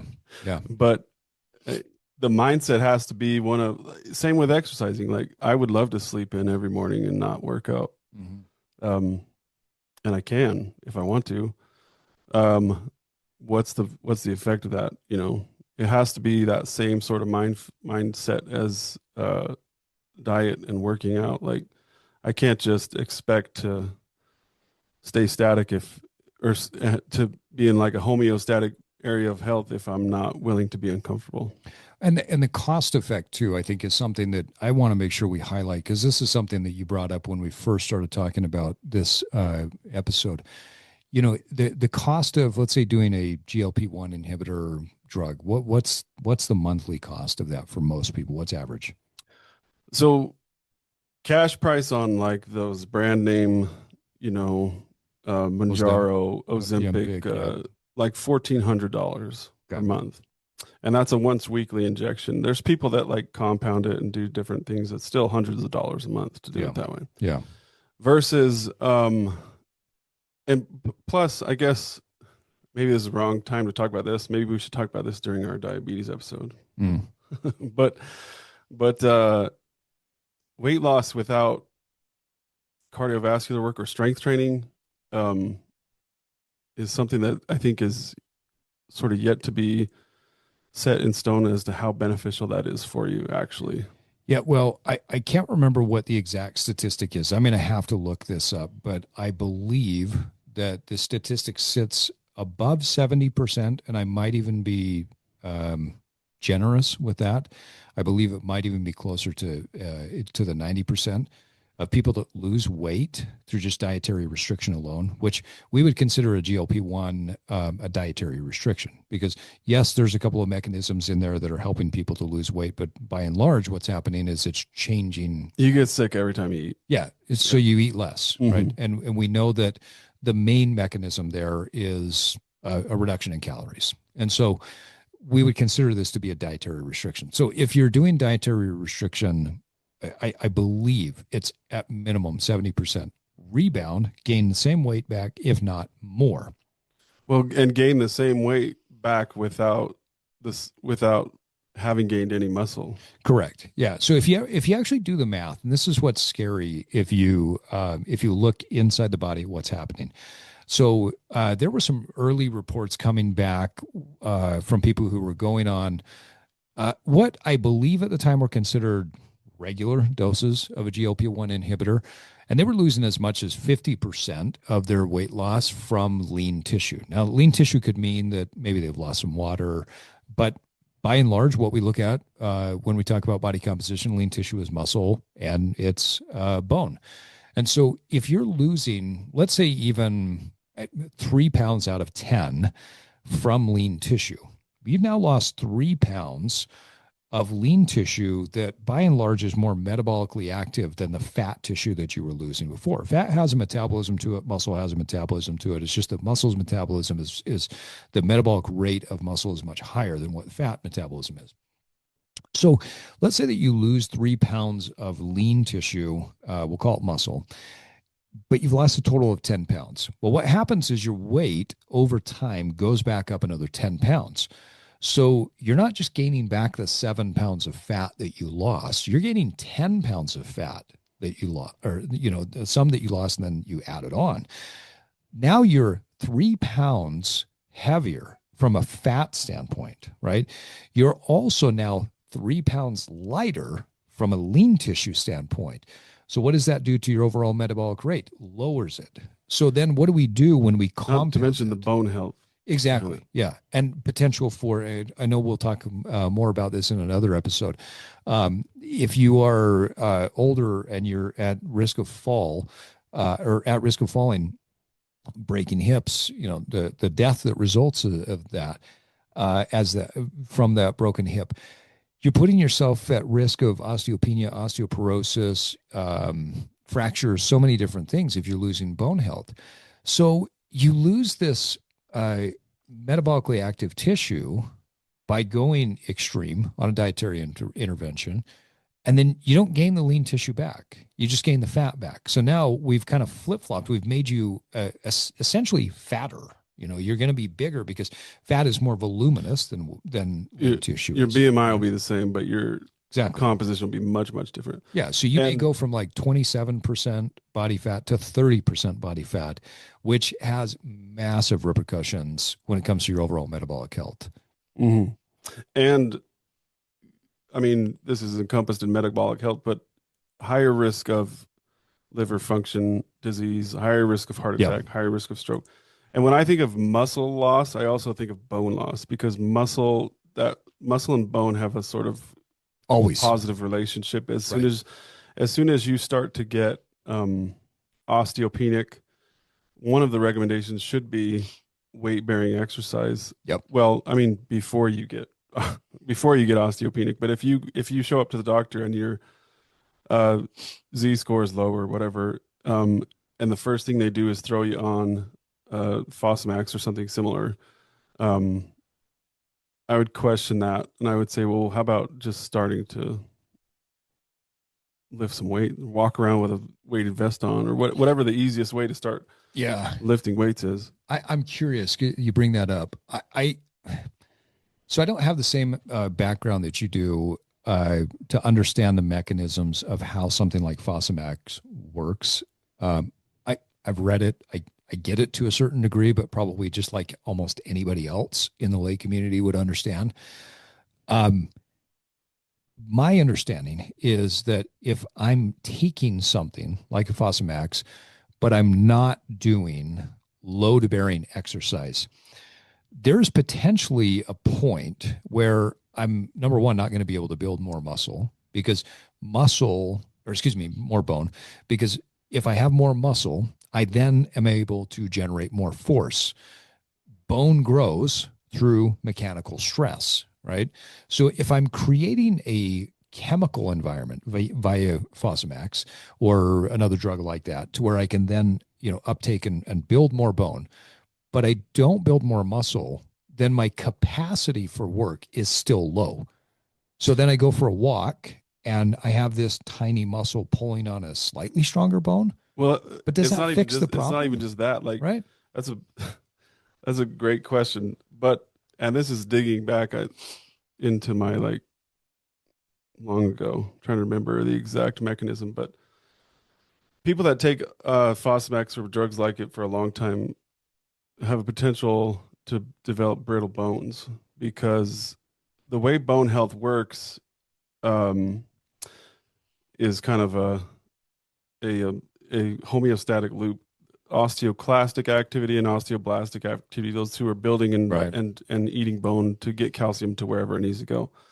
With alendronate, you're inhibiting the destruction of bone and just constantly allowing for more and more building of bone. Oh, And really? Oh, I didn't understand that so mechanism. Okay. there is no sort of homeostatic relationship. Again, I'm going to have to fact check myself on all this, but um, so if one, you're not, breaking down bone, which, from a theoretical standpoint, you'd think, well, yeah, I don't want to break down bone if I have osteopenia or whatever. Um, but that loss of um, bone breakdown leads to bones that are so bones in normally are compliant. Like you can they flex to some degree. Right. Right. Um, if they are what's a good analogy? Like Like a bow, yeah, bow like and arrow, right? yeah, so like a bow, but if you replace the wood in your bow with just a dry piece of a hardwood like oak or something like Yeah. that. As soon as you pull back on that string, is that bow may bend a little bit, but it's going to snap Yeah. So you're going to instead start to of get some recoil. fissures in there, some breaks. Yeah, Right. there's going to be no recoil, and the activities of daily living in a normal person create, stresses in the bone, and if there's no recoil or compliance in that bone at all, you tend to develop fractures a lot more easily, despite having Interesting. harder bones. So we're So we're not pulling on the bone with muscle. right. We're building more bone with Fosamax or something like it. It's just creating a nasty recipe. It So feels we're like. so we're building essentially a really tight knit, very compact foundation But then as we push on that foundation, we then start to get more cracks. And we're not trying to create a tight knit concrete foundation. We're trying to create a foundation that has flexibility to Mm-hmm. it as well. Mm-hmm. That's fascinating. I I hope I hope that's right. Maybe some of the internet people will let me know that's Yeah, wrong. and people can always correct us and send stuff in. We love to have those conversations. I just I can talk from my own experience. I've seen people in their I've coached people in their 60s, 70s, and 80s. And as we have developed better strength in them and muscle size has increased, the tension on the bones, much better. And I've seen Z scores go down significantly. I've had clients in their 60s and 70s where Z scores have improved significantly by just implementing a consistent progressive strength training. Mm-hmm. Now, let's talk consistent and progressive for just a second, because I think when I want to go back to what we were talking about earlier with therapeutic, there's a question I think that people have when they talk about, well, how do I progress this? So does that mean that, when you're talking about therapeutic lifestyle intervention, does that mean I need to get to the point where I'm now running a marathon every day? The answer is no.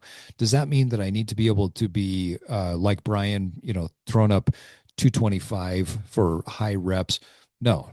Like their progression is relative to not only where you start, where you're at, but there are so many different ways that you can progress an exercise and that you can progress your body, right? Like we change programs all the time based on where people are at. I've got one client, for instance, where when we started, we were dealing with a major hip issue. His hip and his lower back were always going out.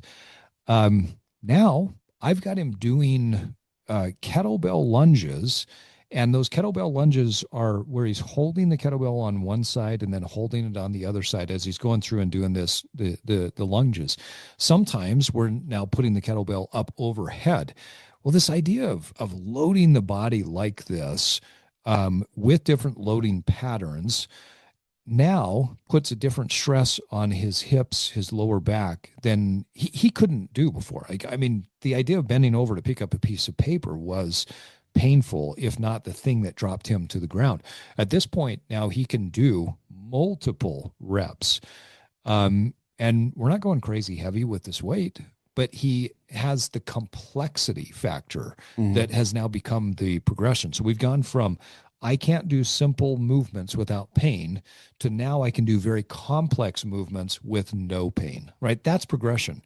And this guy who's in his mid 60s can do this, and we're not loading him with 225 on the back and having him doing these lunges, but he's stronger, he's out of pain, and the progression has been there relative to the therapeutic need that he has. So I want people to understand that a therapeutic lifestyle intervention, just like drug intervention, is something that should have some sort of progression or some sort of plan to it. We talked earlier about how the conversation should happen between a patient and a provider, uh, but also that I think when we were chatting downstairs, there should probably be a conversation about how long. Okay, you want me on this medication? You want me on this dosage for how long? What is this going to look like? Do we ever take it down? Do we bump it up? Do we, as my lifestyle changes, do we change this medication? How do people have that conversation with a medical provider from your perspective? Though there's some medications that when I was in pharmacy school, they used to say like this one is a lifetime medication. Like don't take you this one's a lifetime medication, this one's a lifetime medication. So what's an example of that? Uh Atorvastatin, Lipitor, Okay. cholesterol medication. Like they in fact one of my professors said we should just put this in the water so that everybody takes it. There are like anti-inflammatory effects, there are a lot of things, but with that there's also uh myopathy, muscle pain, there's headaches, there's a whole bunch of other stuff. And so um and that's beside the point. But yeah, I mean when somebody says, "Okay, I went to the doctor, I had high cholesterol. He prescribed me this atorvastatin. I think it's totally reasonable to say, okay, is there an opportunity for me to do some sort of lifestyle changes that will make it so I could take a less of a dose or eventually get off of this? And I don't know a doctor that would say no. You know, there's there cholesterol especially has a high genetic component. Familial hypercholesterolemia is a big thing, and usually associated with really high like LDL levels, 180, 220, um, instead of just like a total cholesterol of 210. So there is going to be some difference in, you know, is this a patient that can do overhead single arm kettlebell lunges versus maybe just a hike, with a statin a statin to help them along the way. But that's an easy way to just say is, oh, okay, well, I guess we'll give this a try. And is there anything that you'd recommend for me to be able to do that might, improve my diet or improve my exercise regimen that's going to lower my cholesterol and be able to develop a plan with them or to to say, yes, there is, and here's Steve's number or somebody else, that can help you develop a plan for that as well. And I think it's important to remember too when we talk about the plan that dosing is important, right? You're never going to get prescribed, a horse pill if you don't need it, right? Your doctor is going to give you a prescription that's going to be relevant to what they think you need. The same thing is true with any lifestyle change. If you are starting a strength training program right now, there's probably 4 or 5 different movements that would be beneficial for you to do. And then once you get really good at those 4 or 5 movements, great. Let's change the load. Let's change the rep range. Let's change the time under tension or the tempo. Let's change the complexity of the exercise. Like there's so many different ways that we can adjust that, but it should start very small. If you wake up tomorrow and you think to yourself, I have to eat perfect, I have to exercise regularly, I have to, spend 2 hours in the gym, I have to do all of these different things, that's okay because you were taught a certain way of thinking, but it's not the effective way. As a coach, I'm constantly looking for what's the most streamlined way we can do something. Now, if somebody says to me, hey, Steve, I've got 1.5 hours to train every day. I want you to give me the ideal of what you want me to eat. I'll give that to them. And then what I look for is compliance and breaking points. So compliance is, are you at least 70% compliant with the total plan? If you're at least 70% there, we're probably on track because there's anywhere between a 10 to 30% variance based on what your lifestyle factors are going to play into it. But then the other thing I look at is, so if compliance and then where do you break? Well, if you're like one of my clients where at the end of the day, like he's super on plan with his nutrition until about 8 o'clock at night. Well, why? And are you talking about me? No. Is that your time? So that's the time when the Oreos start talking. Yeah. The double stuffs. Yeah. I used to take the double stuffs and turn them into quadruple stuffs. Yeah. That's the best.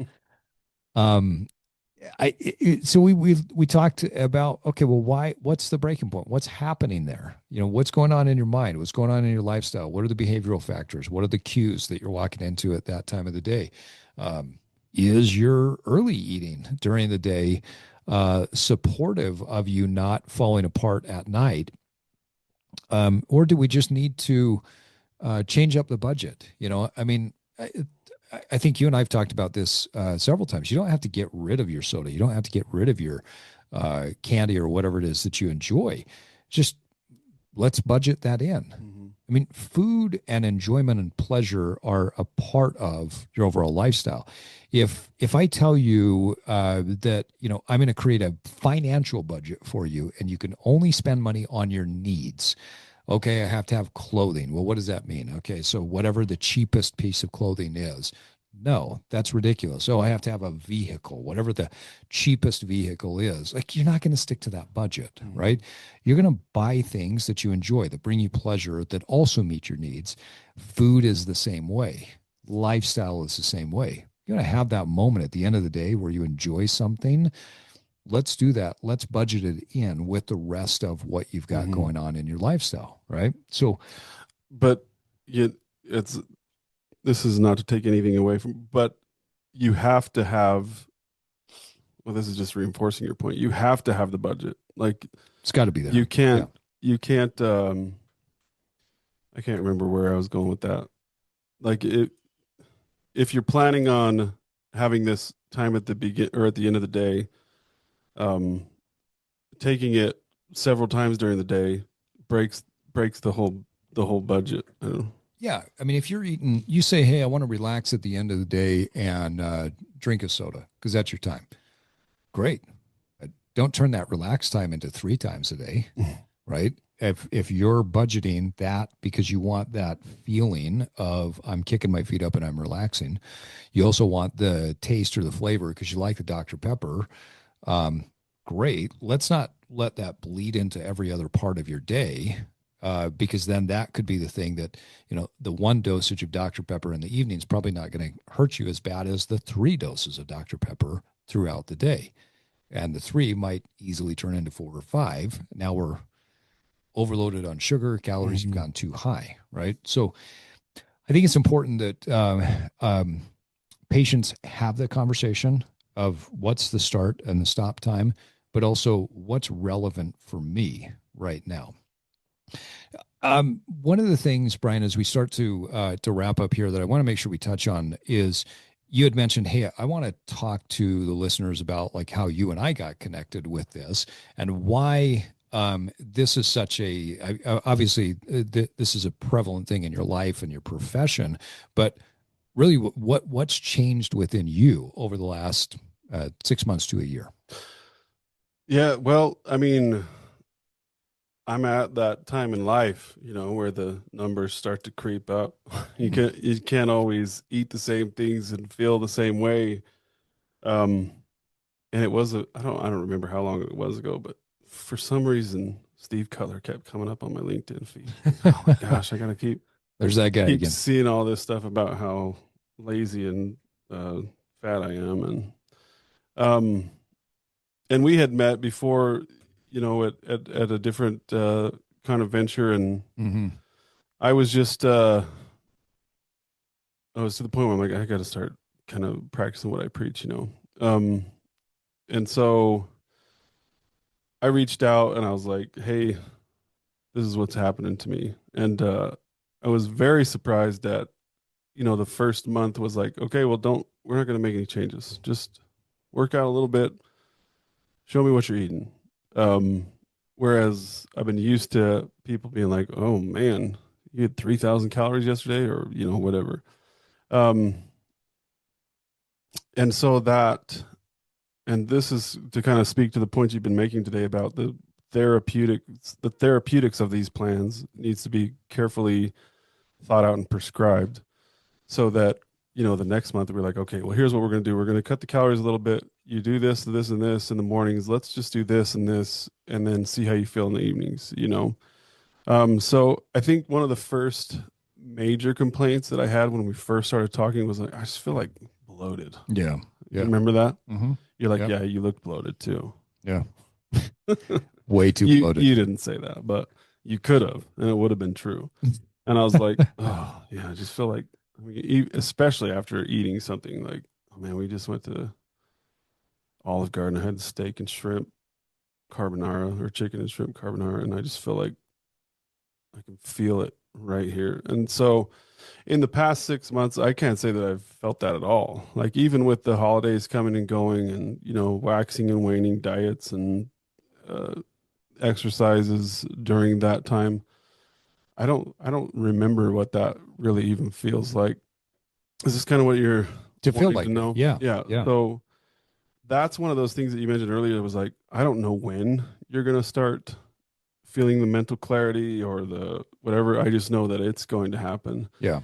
And it's something that I mentioned to you long ago. It was like, yeah, I don't feel that anymore. And it hasn't really popped up since. And that was one of the reasons, like, I just feel like, oh dude, I can't even move right now to being like, okay, I don't feel like that after meal, whatever it is, Yeah, just malaise. like almost a I don't know if food coma is the right word for it, but you Yeah. feel like, oh, I just don't.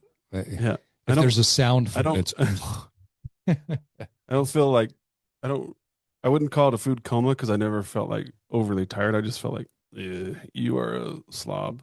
yeah, Um, and I still feel like I'm a slob sometimes, but I don't have that overall just feeling of malaise, I guess is the way to put it.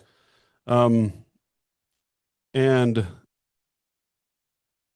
because of the prescription that we've gone through, it's not like I feel like, oh crap, Steve's gonna get mad at me because I'm not eating enough calories or enough protein or enough fat or whatever. It's just like this overall sense of I need to slowly improve myself. Um, Hopefully this is what you're going for yeah. with this. No, no, no. So that I think that your story, I think, it's been cool for me to watch because, um, with your background, you understand so much of how drugs interact with the body. You also see what the system looks like from being on the inside of that system, stepping back and saying, well, wait a minute, why do we do what we do?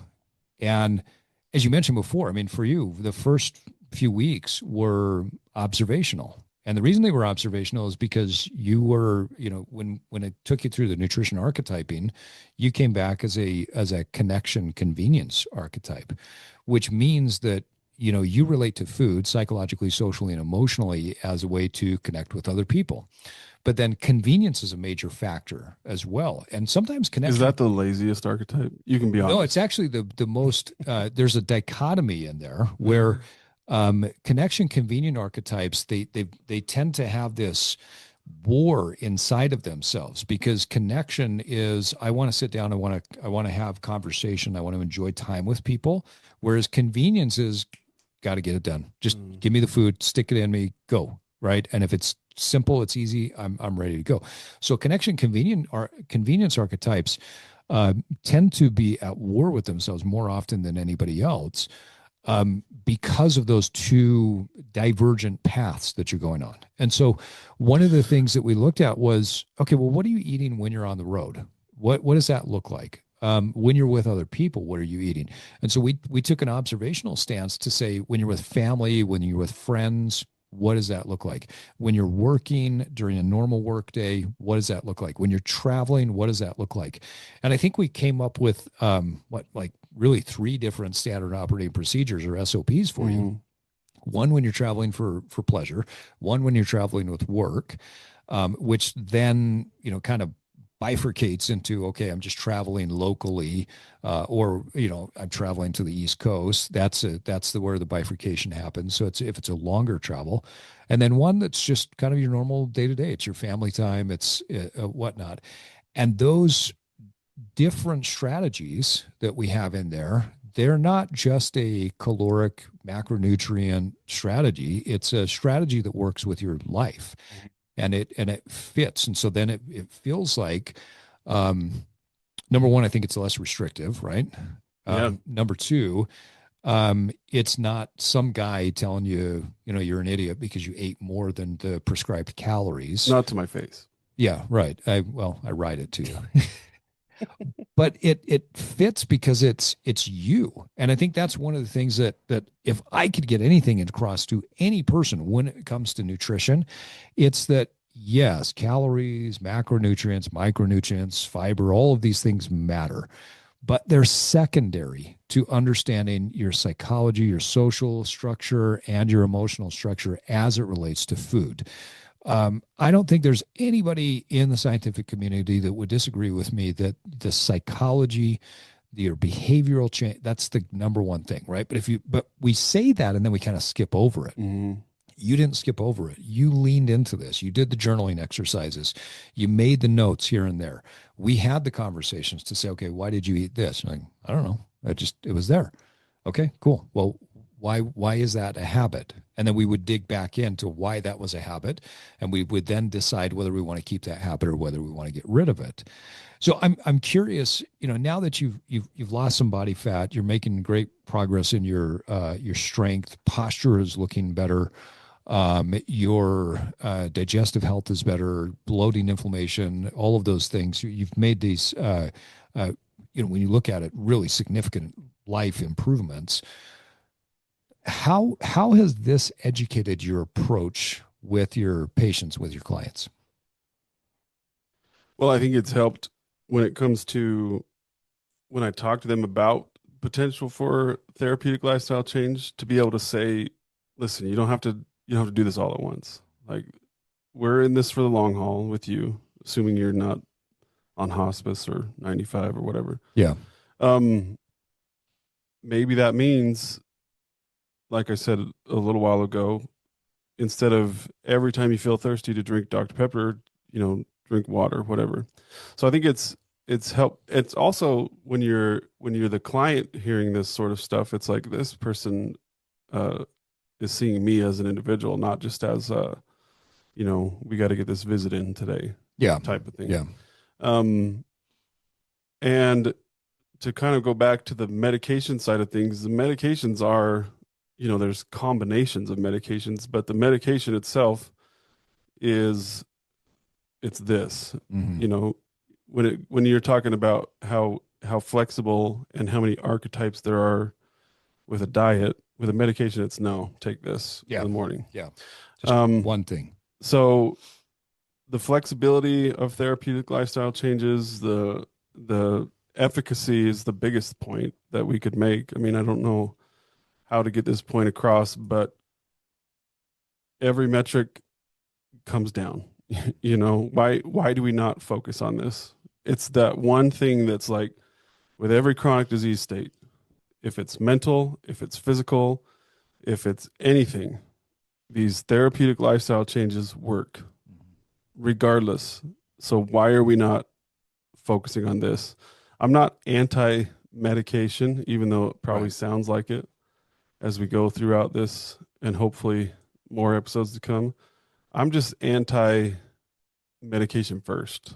I want to make sure we're exhausting the most efficacious pathways first and the cheapest, and the most beneficial to you mentally and physically. And to be able to just pass that off, to be able to check some box in an electronic health record to say that you did this is bonkers to me. Yeah. I'm with you. I think that the lifestyle is a foundation. Medication, therapeutics are that therapeutic. Just like as we talked earlier, we won't get too deep into this today. I think it'd be a fun episode to dig into is supplements. For some reason, people flip the pyramid upside down and say, well, supplements are the base, right? I need to take these every day. Never miss my supplements. No, it's supplementary to an overall lifestyle, to an overall eating plan. And it's to supplement something that might not be there until we can get you to the point where you no longer need that thing. Mm. So, yeah, foundational lifestyle, nutritional interventions, I think, are critical. I think having the conversation, if I take anything away from this conversation that we've had today, it's patients need to have that conversation with their providers to discuss what the plan is, what are the start stops, what is the actual prescription, and maybe a doctor, fair enough, doesn't know what it would take for that individual to lose 20 pounds. That's great. Refer out, right? I think that's the most ethical thing to do. I don't give medical advice to my clients when they come to me and say, hey, what do you think about this? I say that's out of my scope of practice. I don't know. Well, get into your doctor and have that conversation.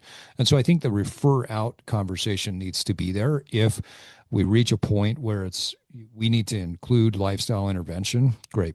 Get to a dietitian, get to a nutritionist, get to a exercise specialist, give some generalized direction, but then get them there for that So I think if anybody, if our listeners take anything away, it's that they have the conversation. They understand that the democratization of information that we live, age that we live in, gives them the empowerment to have that conversation in a non-combative way. Right? The Hmm. doctor is there, the pharmacist is there, the all the medical providers are there to help you. I think that if it doesn't feel like that, it's probably just that there's a little mix up in the system, and the system might be slightly broken to get you there. Right? Yeah, I think there are the vast majority of the providers out there got into this field because they want to help. Yeah, exactly. Um, I would say, as maybe an unpopular caveat to that, if you go to your doctor because your levels of something are high, and the first thing they do is go to medications, I might reconsider that as a Yeah. as a provider. I might say, Yep. I'm with you. here's some other guys that might be a little bit better for you. Yeah. I recently, well, about a year and a half ago, I went to a doctor for something I was dealing with, and we started. Erectile dysfunction. Yes. You weren't supposed to Just tell. kidding. I no, but I went in.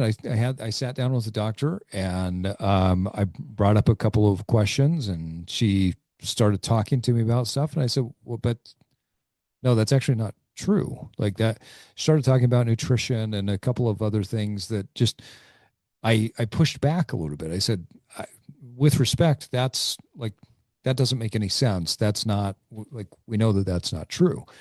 Um, we didn't see eye to eye on it, and so I ended up not going with her as my physician. I went with another doctor, um, because we were on different pages. That's okay, right? Mm. It doesn't mean she's a bad doctor. It just means that I think maybe there was an overstep in the nutritional conversation, and I thought, oh, okay, well, if you're going to overstep, over-index really hard on this area, um, I it makes me question where you might be overstepping in Well, the and future, right? with sometimes we call it TLC. I feel like I've said therapeutic lifestyle change too much. So at risk of confusing people about 90s R&B, the TLC, Oh, um, that's a throwback. yeah, so that we don't go, I don't know how far I can go without getting copyright infringed, but we don't want to chase any No waterfalls. chasing waterfalls. But it's not like you and I are trying to sell snake oil here. Right, This is well documented stuff, first steps to many chronic disease guidelines. And right. so if someone disagrees with you and saying, "Well, I'd like to try cleaning up my diet and my exercise routine first," and they're unwilling to do that, it's not like we're coming out of left field with this. This is pretty standard stuff. And so Yeah, very well if a documented. doctor's not willing to discuss it with you, then that's not the doctor for you, Yeah. in my opinion. And I think it's important to remember too, that this what we're talking about is not new. It's been around for a really long time, as we discussed before the podcast. One of the landmark studies that I read uh, probably about 30 years ago that came out in a paper that proved the efficacy of exercise as a very proven treatment to depression. Does it get rid of it? No. Does it lower it significantly? Yes. In many patients, does it completely eradicate it if that person then takes on exercise and dietary changes for the rest of your life? Yes. But yet that research gets buried Yeah. because you can't sell that, Yeah. right? You can't sell consistent exercise. If I teach you how to exercise, I get you to do this on a consistent, regular basis. I can't package that in a pill and give it to you. And so that research has a tendency to get buried. So if something intuitively doesn't quite feel right, have that conversation with the doctor. But again, the great thing with the democratization Check it of out. information, Hmm. look it up, check it out. Yep. Very, very readily available. If there's anything that's the most um, non-proven thing that we do now for chronic disease, it's antidepressants. Yeah. Uh, the placebo effect is huge. The efficacy rates are almost too much to be even relied on. And if you ask someone who's being honest, like which one do you start with for a certain person, they say, I try this one first just because I know the dosing. And if it doesn't work, what do we do next? Well, we got to wait a while and then we try a different one. Yeah. And it's usually because which one's on the $4 list at Walmart versus which ones I've got samples for. Yeah. Yeah. So anyway, that was a sidetrack, but well, great conversation today, Brian. And more to come. One of the things that we had discussed prior to this episode is setting up a few episodes where we can talk a little bit more about evolved medicine. I think it's very important topics, especially for our listeners. They're at that stage of life typically where these conversations are starting to happen. If they haven't already, maybe they're already on certain medications and they want to get off of it.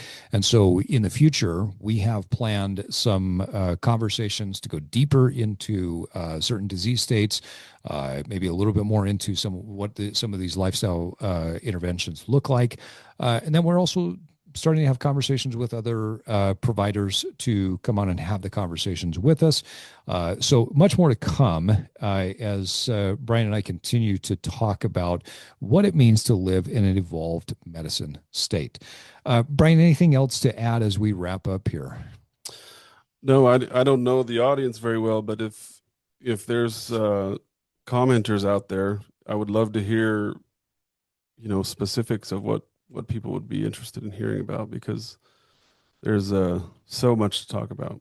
Yeah, I love that. So a couple of ways that you can do that. If you're listening to us in your favorite podcast app on Apple or Spotify, do me a favor, leave a comment for us there, or you can go to becomeanevolvedman.com. That's becomeanevolvedman.com. You can find us there. Send us an email. Let us know what you would be interested in, what topics are there.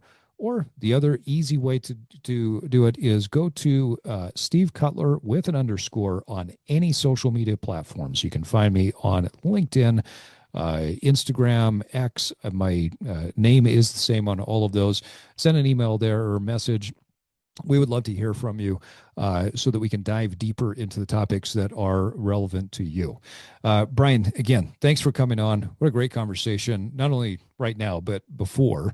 And I'm excited to dive into more of these topics in the future with you. So thanks for making the trip to come in studio, and appreciate your time today. No problem. Had a great time. Hope it goes well. Yeah, thank you. Thanks. Thanks for joining me for this episode of The Evolved Man. If you're learning from and gaining value from this podcast, please subscribe to the Evolved Man newsletter, where I can support you even more in your evolution. I want to help you reverse engineer your success. The Evolved Man newsletter is like getting a free coaching session with me every week to keep you moving forward on your path to personal success. Go to theevolvedmanpodcast.com to sign up today. If you found value in this episode, you can give us up to a 5-star rating on Apple and Spotify and share it with your network. That's the best way to support the podcast so we can continue to get on great guests and provide you this amazing free content. Until next time, keep evolving.